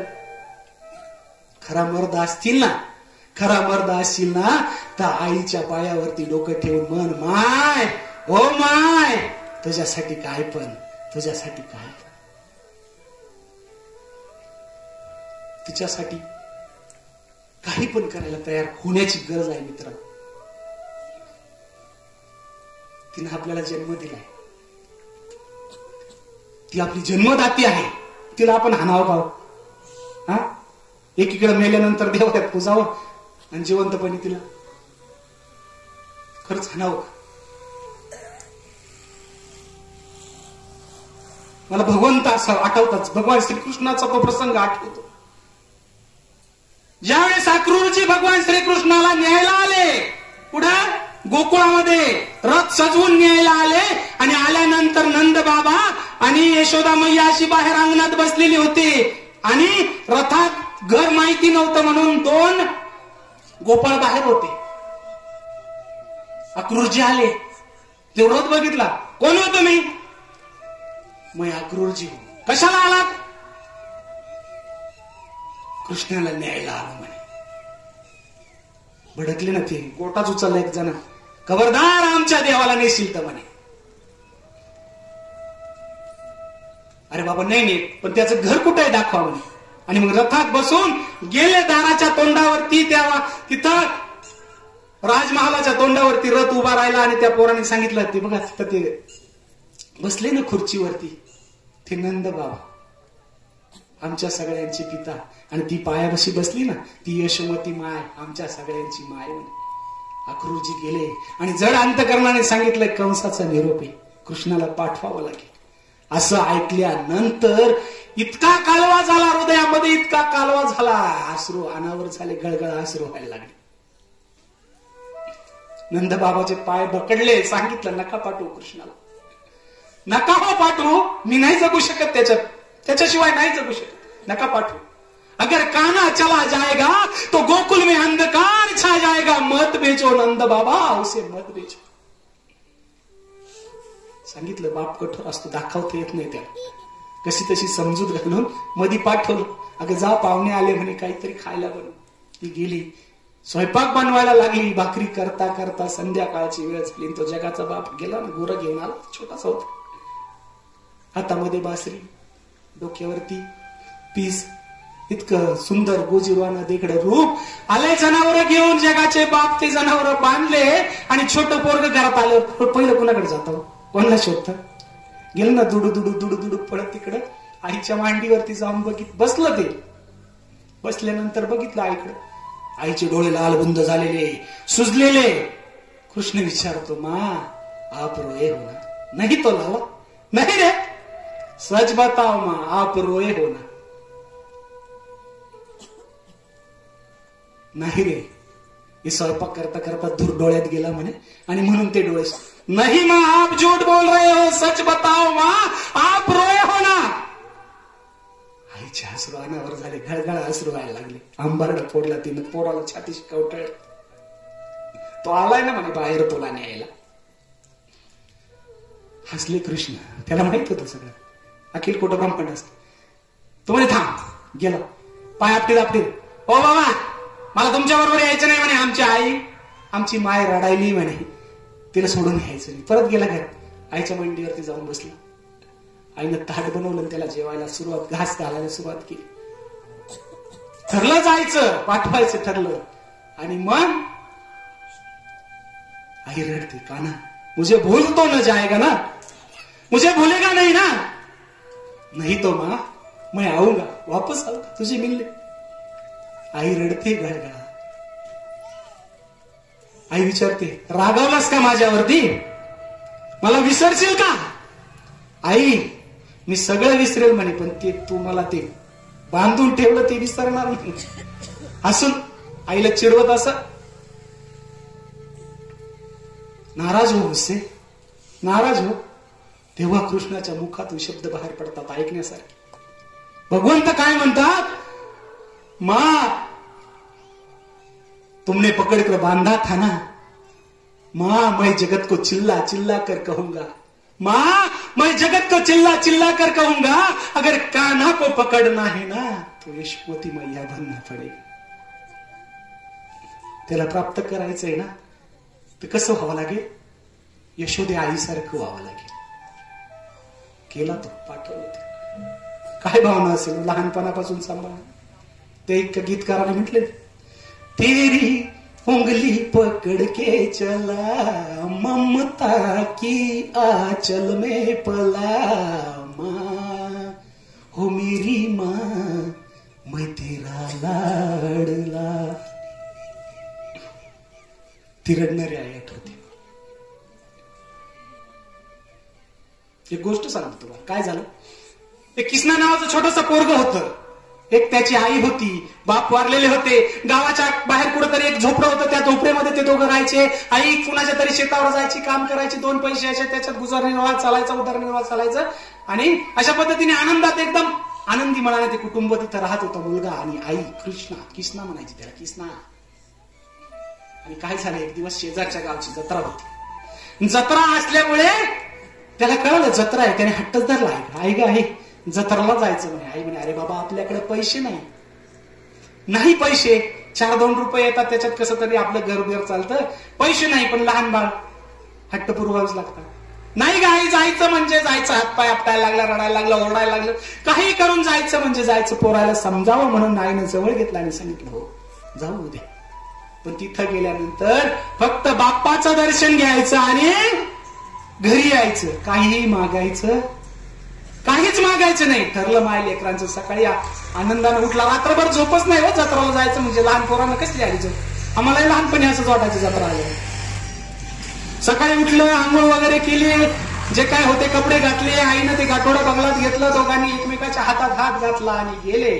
जत्रात गेले, खूप गर्दी होती. आणि जाता जाता एक दुकान लागलं, खेळण्यांचं दुकान होतं. आईनं सांगितलं होतं काहीच घ्यायचं नाही, पैसे नाही, बाप्पाचं दर्शन करायचं आणि घरी यायचं. लागलं ना हट्ट करायला, आई गाई मला ती गाडी पाहिजे. अरे बाबा तुला सांगितलं ना पैसे नाही, पाहिजे म्हणजे पाहिजेच. बरं ठीक, आधी बाप्पाचं दर्शन करू आणि घेऊन. पुढे जाता जाता एक मिठाईचं दुकान होतं. आई गाई ते बघ ना पेढे मला आवडतात, घ्यायचे. घेऊ रे बाळा, पण आधी बाप्पाचं दर्शन करू आणि नंतर घेऊ. ती मायलेकर गेली, अशी लांबची लांब लाईन लागलेली होती, खूप गर्दी होती. आणि त्या गर्दीमध्ये त्या आईनं त्या लेकराचा हात धरलेला होता. लोटालाटी झाली, लोटालाटीमध्ये पोरग गेलं एकीकडं, नाही गेली एकीकडे. खूपच मोठी जत्रा, गर्दीत हरवलं ना पोरग.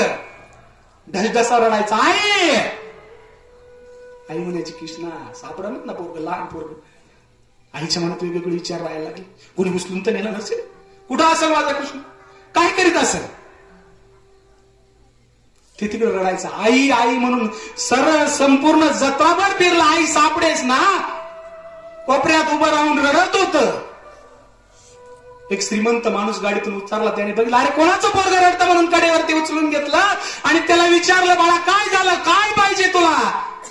त्याच्या तोंडातून शब्द बाहेर पडले, मला आई पाहिजे म्हणे. काय मागताय ते, मला आई पाहिजे म्हणे. काय मागताय, आई. बरं शोधू म्हणे तुझ्या आई. हे बघ इथे सुंदर गाडी, घे घे घे बाळा, खेळ.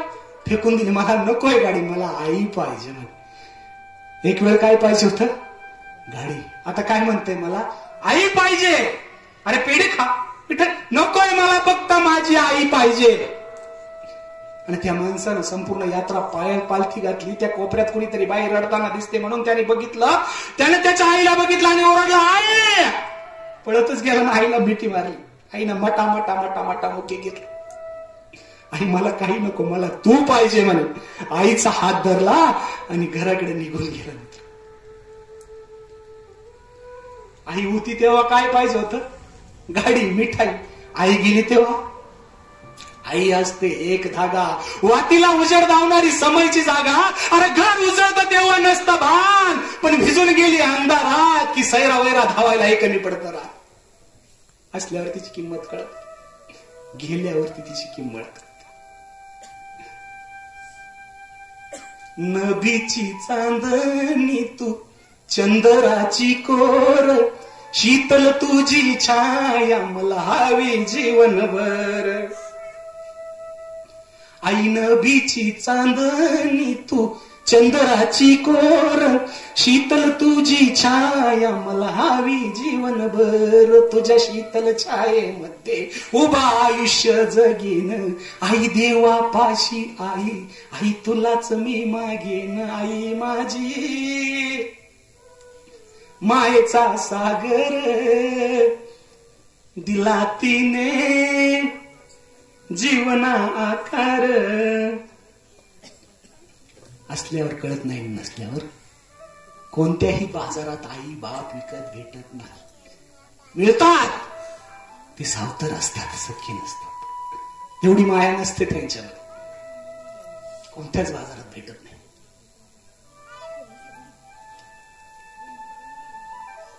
एक प्रसंग सांगतो मी तुम्हाला.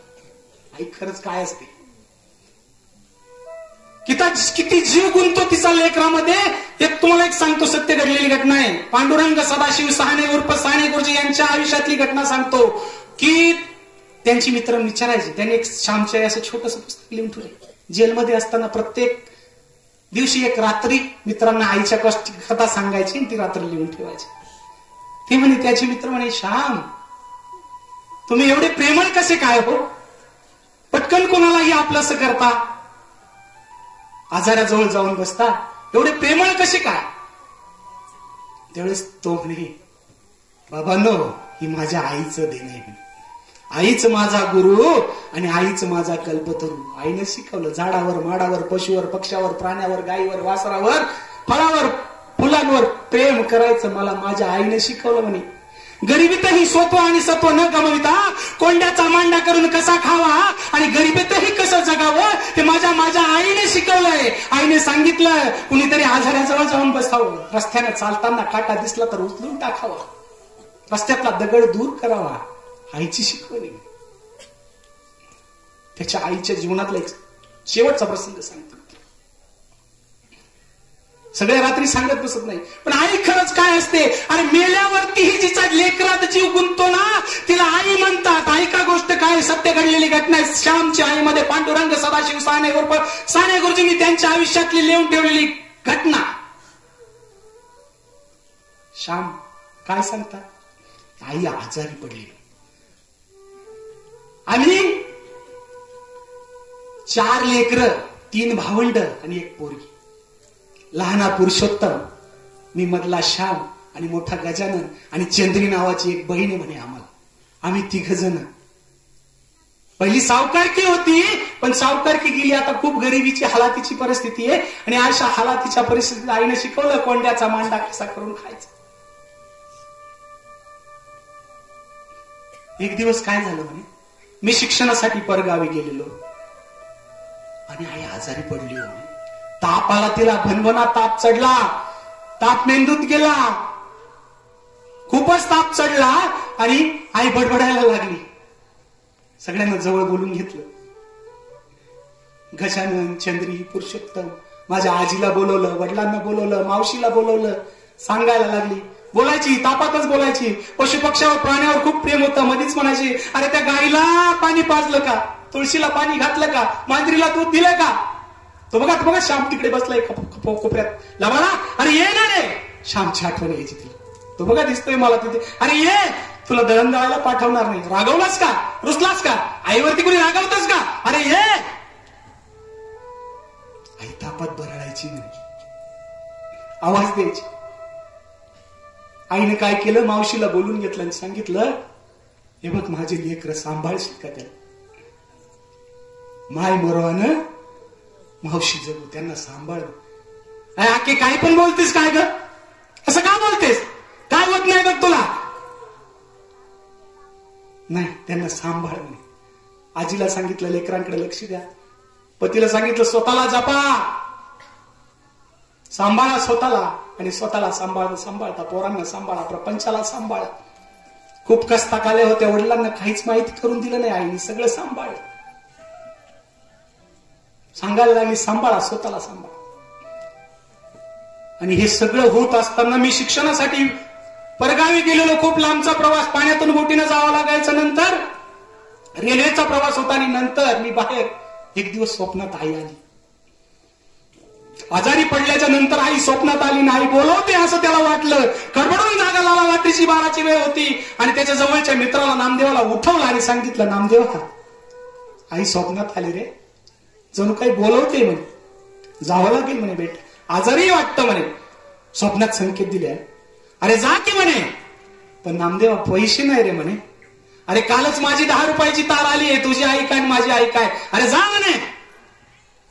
ऐक नाही, मित्र वनव्यामध्ये गारव्यासा, जा म्हणे, तुझी आई काय माझी आई काय. 10 रुपये घेतले, दिले. सकाळी उठल्यानंतर श्यामला सोडवण्यासाठी तो नामदेव स्टेशनवरती आला. श्यामला बसून दिला आणि सांगितलं, जा आईची विचारपूस कर, एक तार पाठवणे, आईची तब्येत कशी काय. त्यावेळेस पत्र तारीची निघाला. घराच्या दिशेने खिडकीच्या बाहेर नजर टाकतोय. पळणारी झाडं दिसायची, किलचलणारे पक्षी दिसायचे, जनावर चरताना दिसायचे, पण लक्ष कुठंच नाही. फक्त त्याच्या डोळ्यासमोर दिसते ती आई. आणि इकडे आईला घरडा लागला. हो, ताप इतका मेंदूत गेला की आईला घरडा लागला. घर घर घर घर. आईचा आवाज कमी कमी होत चालला. औषध उपचार केले. औषध उपचाराला साथ देत नव्हती, फक्त बडबडायची साथ. लक्ष द्या, सांभाळा, याला सांभाळा, त्याला सांभाळा, असं करता करता घर घर घर घर घर घर करता करता आईचा श्वास थांबला. आई गेली. आई गेली म्हणल्या म्हणल्या घरात पोरांनी हंबरडा फोडला. ते लहान पोरग होतं, तो लहान पुरुषोत्तम होतं, ते आईला बिलकुल रडायला. आई कळत नव्हतं काही. सगळे रडू लागले. चंद्री रडते, गजानन बहीण रडते, नवरा हंबरडा फोडतोय. आई, पोरं म्हणताय आई. आई गेली ना सोडून. पण जाता जाता काय सांगत होती, माझ्या लेकरांना सांभाळ.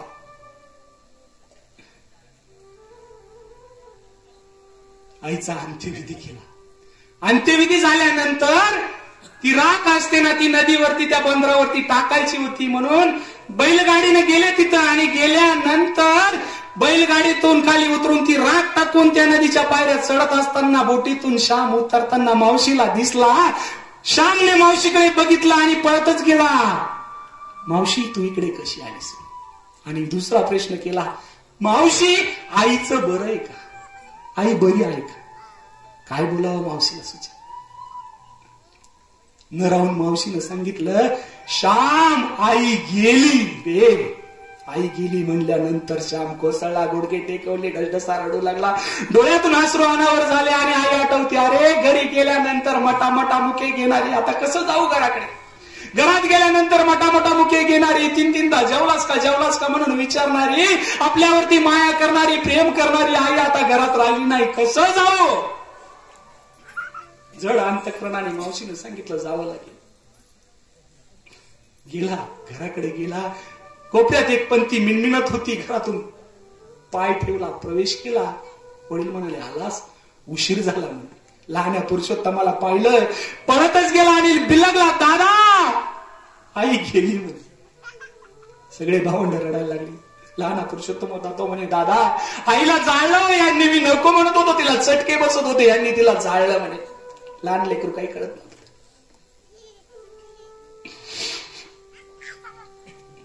सगळ्या लेकरांनी हंबरडा फोडला. सगळे रडू लागले, गळगळ हसू व्हायला लागले. रडून रडून कोरडी पडले लेकर. तशीच झोपी गेली. अन्नाचं कण पोटात नाही, तशी झोपली आपली. रडून रडून थकली. दुसऱ्या दिवशी उठली. असंच 1 दिवस, 2 दिवस, 3 दिवस, 10 दिवस झाले. दसक्रिया दिवशी नदीवरती गेले. आणि नदीवरती गेल्यानंतर 10व्याचा दिवस पिंड ठेवला. सगळी पूजा अर्चा झाली. आणि पिंड ठेवल्यानंतर कावळा शिवले. खूप कावळे आले, पण गिरट्या घालायचे. कावळा काही केल्याशिवाय ना. सगळे आले, दर्शन घेतलं. श्यामने दर्शन घेतलं, वडिलांनी घेतलं, मावशीने घेतलं. काही केल्याने कावळा शिवे ना. श्याम गेला, हात जोडले, गुडघे टेकवले आणि सांगितलं, आहे तुझी इच्छा असेल तर मी लग्न पण करेल, पण शिव की ग. काय म्हणतोय तो. अगं शिव ना का शिव. कावळा काही केलं ना शिवाय. 12 वाजले, कावळा शिवे ना. गडबड सुरू झाली, चर्चा सुरू झाली. लोक म्हणे, अरे कावळा शिवत नसेल, गाईला घास द्या. श्याम म्हणे, नाही, आईची काहीतरी इच्छा अपूर्ण राहिली. गाईला घास नको म्हणे, थांबा. 1 वाजला, तोही हटेना. काय केलं त्याने, एक पिंड उचलला, असा केळीच्या पानावरती ठेवला. म्हणे आईची पशु पक्ष्यावर खूप माया होती म्हणे. आई रोज तुळशीच्या ओट्यावरती कावळ्यांना अन्न टाकायची, तिथं घेऊन जाऊया म्हणे. आणि ते पिंड घेतलं, तुळशीच्या ओट्यावरती ठेवलं. 1 वाजला, 2 वाजला, 3 वाजला. कावळे भरपूर यायचे, गिरट्या घालायचे. काही केल्याने कावळा शिवे ना. श्यामने डोक्याला हात लावला. आईची काय इच्छा राहिले, काय कळे ना, कुणालाच काही कळे. सगळं करून थकले. आणि थकल्यानंतर आमची म्हातारी आजी, तिनं बघितलं ते सगळं. आणि आमची म्हातारी आजी काठी टेकीत बाहेर आली आणि ओरडली, अगं यशोदे, शिव की ग, यशोदे, अगं शिव की ग, तूच तेवढी आई आहे, आम्ही काय आया नाही होय ग? तुझ्या लहान्या पुरुषोत्तमाला म्या सांभाळते, आता तरी शिव की ग. काय म्हणली आजी, तुझ्या लहान्या पुरुषोत्तमाला म्या सांभाळते, शिव की ग. चमत्कार झाला मित्रांनो. फटाफटा कावळे आली, घास घेतला. आईचा जीव अडकला होता. कुठं अडकला होता? त्या लहान्या लेकरामध्ये. तोपर्यंत घास घेईना नव्हती. अहो, मेल्यावरती जिचा जीव अडकतो ना, तिला आई म्हणतात. जित्या पण इथं अडकतोच तिचा, पण मेल्यावरती जिचा जीव लेकरामध्ये अडकतो ना, तिला आई म्हणतात. आई मायेचा सागर, समृद्धीचा गागर, चैतन्याचा जागर असते. आई भाजीतलं मीठ, पहिलं विद्यापीठ, हक्काचं व्यासपीठ असते. आई पावसाच्या धारा, थंडगार वारा, मायाचा उभारा असते. दादा, आई ही आईच असते, नसते सांभाळणारी दाई. दाई म्हणजे मोलकरी सारखं वागवतो काही लोक आई बापाला. अरे आई ही आईच असते, नसते सांभाळणारी दाई. अरे असल्यावर कळत नाही आणि नसल्यावर मिळत नाही. आकाशाचा कागद, समुद्राची शाई आणि पर्वताची लेखणी केली ना, तरी आई भेटू शकत नाही. कारण साक्षात सरस्वती माता जरी लिहायला बसली, आकाशाचा कागद आणि समुद्राची शाही पर्वताची लेखणी करून लिहायला बसली, तरी आई भेटू शकत नाही. कारण आई विना भिकारी, तिन्ही जगाचा स्वामी. आई विना भिकारी. असल्यावर किंमत कळत नाही, नसल्यावर गेल्यावर कळते.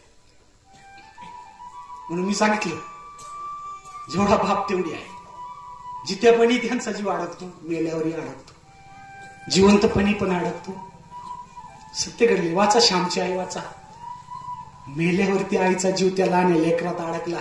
खोडकरी, खोड्याकरी राहील का नाही व्यवस्थित. आजीनं जेव्हा आश्वासन दिलं ना, छाती टोक, अगं तूच आई ना, मी काय आया नाही का, शिव ना, सांभाळते ना मी त्याला, कशाला नाभारतो, तेव्हा कावळा शिवला.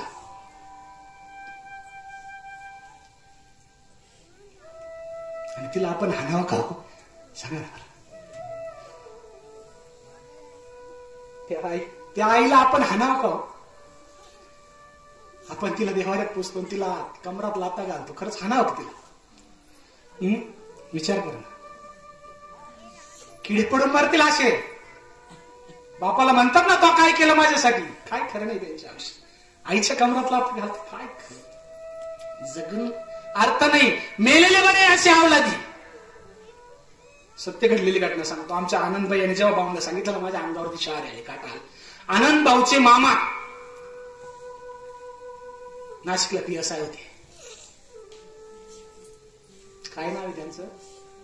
काय नाव आहे त्यांचं? हा, भगत नाव काय त्यांचं? हा, अशोक भगत. ते जेव्हा आलते ना केंद्रात, भाऊंना सांगितलं त्यांनी, म्हणजे काय झालं म्हणे संतोष भाऊ, PSI नाशिकमध्ये ना म्हणे झोपडपट्टीत एक घटना घडली. काय झालं? एका पोराने म्हणे नशेमध्ये आईचे तलवारीने तुकडे तुकडे केले. दारू पिऊन काय केलं? आईचे तुकडे केले, पोत्यात भरले म्हणे. आई गागायची, ओरडायची. शेजाऱ्या पाजाऱ्यांनी बघितलं, दारू पिऊन आईचे छोटे छोटे तुकडे केले, पोत्यात भरले म्हणे. आम्ही तिथं गेलो, बघितली ती परिस्थिती. तलवार घेऊन बसलेला होता, जसं काय गड जिंकून आला अशा आवेशात बसलेला होता म्हणे. आमचे एक हवालदार राहवलंच नाही. कोणी मारलं म्हणे? मी मारलाय म्हणे, माझी आई आहे, मी मारलाय, तुम्ही काय करायचं तुम्हाला करून घ्या. त्या बाबाला राहू नाही, त्यांनी काठीनं इतका मारला, ते पोतं असं गच्चा बांधून भीतीला उभं केलेलं होतं. पोत्यात आईचे तुकडे भरले, गच्चा बांधून असं भीतीला असं पाडतं उभं केलेलं होतं. आणि तो हवालदार त्याला रपा रपा रपा रपा काठीने मार मार मार मार मारायला लागला. आणि तो मारत असताना भीतीला लावलेलं पोतं त्याच्या पायावरती पडलं. असं भीतीला लावलेलं पोतं. आई काय सांगत होती त्या कृत्यातून? जाऊ द्या, मारू द्या, पण माझ्या लेकराला मारू नका. काय सांगत होती ती?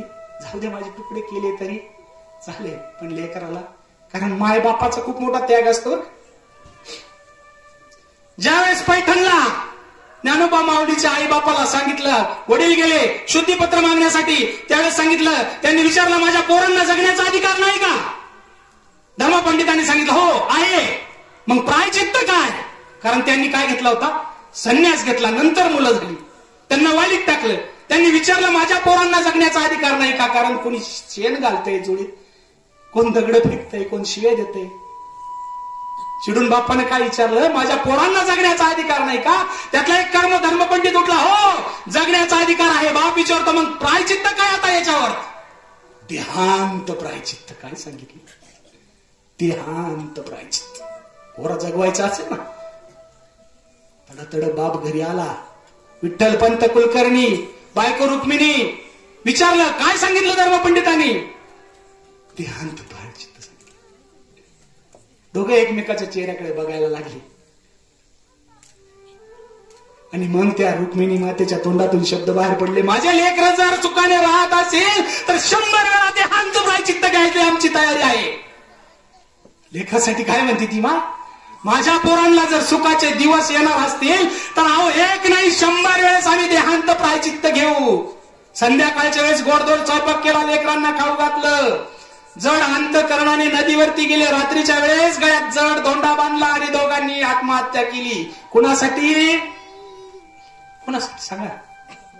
लेकरांसाठी. इतके महान येते आई आणि बाप. आणि आपण काय म्हणतो, अरे तो काय केलं माझ्यासाठी? सुरुवातीला सांगितलं, एक बाप 4-4 लेकरांना पोचू शकतो, एक आई 4-4 लेकरांना पोचू शकते, पण 4-4 लेकर एका आई बापाला सांभाळू शकत नाही. इतकी शोकांतिकीची गोष्ट. आई बाप सोडून दुसरे दैवत नाही या जगात, दुसरे देवच नाही. अरे माय पित्याचा लळा शिवाळा हीच खरी दौलत, आणि माय पित्याविना जगात नाही अन्य कुणी दैवत. माय पित्याचा लळा जिवाळा हीच खरी दौलत, आणि माय पित्याविना जगात नाही अन्य कुणी दैवत. अरे माय सोसते कळा भरविते आपुलकीचा घास, पिता वाहतो भार घराचा अखंड सोसत त्रास. कष्टामधूनही सदैव त्यांच्या हस्ते माया भरत, आणि माय पित्याचा लळा जिवाळा हीच खरी दौलत. अरे वटवृक्षा परी पिता आणि छाया त्याची माय. घरासाठी वटवृक्ष असतात. वटवृक्षा परी पिता आणि छाया त्याची माय, आणि आपुलकी विना आणि त्यांना हवंच असतं काय? प्रेम सोडून काय पाहिजे त्यांना? तुमच्याकडून नकोय तुमचा पैसा आणि का सोडून? आपुलकी विना आणि त्यांना हवंच असतं काय? वटवृक्षा परी पिता आणि छाया त्याची माय, आपुलकी विना आणि त्यांना हवंच असतं काय? अरे कष्टामधून सदैव त्यांच्या असते माया बहरत, आणि माय पित्याचा लळा जिवाळा हीच खरी दौलत, दुसरी दौलत नाही. पैसा असतो चंचल, येतो आणि जातोही कैकदा. चंचल लक्ष्मी थांबत नाही. पैसा असतो चंचल, येतो आणि जातोही कैकदा, पण आई आणि बाप लाभतात जन्मातून एकदा. एकदाच मिळतात. पैसा येईल जाईल, त्याला एवढं महत्व देऊ नका. शाश्वत सत्य काय? आई आणि बाप. म्हणून फार वेळ घेतला मित्रांनो, हात जोडून कळकळीची विनंती करतो, नका पारायण करू. घरातले देव जर उपवाशी असेल तर काय करायचे? सासू सासऱ्यांना जर उपवाशी मारता तुम्ही, त्यांना शिव्या देता, नाही नाही ते बोलता, कशाला करता? उगा कशाला अध्यात्मानं श्रद्धेच्या गप्पा करता? अरे उगा कशाला अध्यात्मानं श्रद्धेच्या गप्पा करता? मायबापाच्या पोटी जन्माला येताना देव कुठेही म्हणता. त्यांना सांभाळा, घरातल्या देवाला सांभाळा आधी, मग इकडे या डोकं टेकवायला.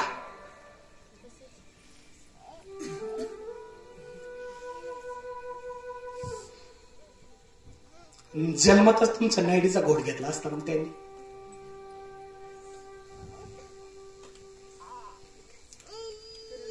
असो,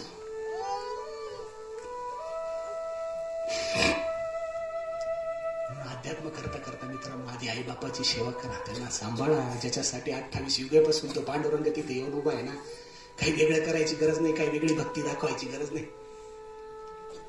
काही करू नका वेगळं. त्यांना सांभाळा आणि जेवढं जमेल तेवढं अध्यात्म करा. स्वतःचं आईबापाची सेवा केली तरी स्वतःचा उद्धार होईल. पुंडलिकाचं उदाहरण आहे. आता दुसरे काय उदाहरण द्यायचे? आपल्या डोळ्यासमोरचे उदाहरण. फार काही वेळ घेत नाही मी, कारण खूप बोललो, खूप रागावून वैतागून बोललो, पण मला ते न राहून कसं तरी झालं. म्हणून मला आज असं वाटलं की नको, आज आहे ना काहीतरी लोकांना गरज आहे या गोष्टीची, खरोखर गरज आहे. आता बघा किती लोकांना घ्यायचं आणि किती लोकांना नाही घ्यायचं, त्याचा विषय. खरं सांभाळा. हात जोडून कळकळीची विनंती, सांभाळा. नका मारू त्यांनी, नका शिवाय देऊ. तर असो, थांबतो मी इथे. श्री स्वामी समर्थ.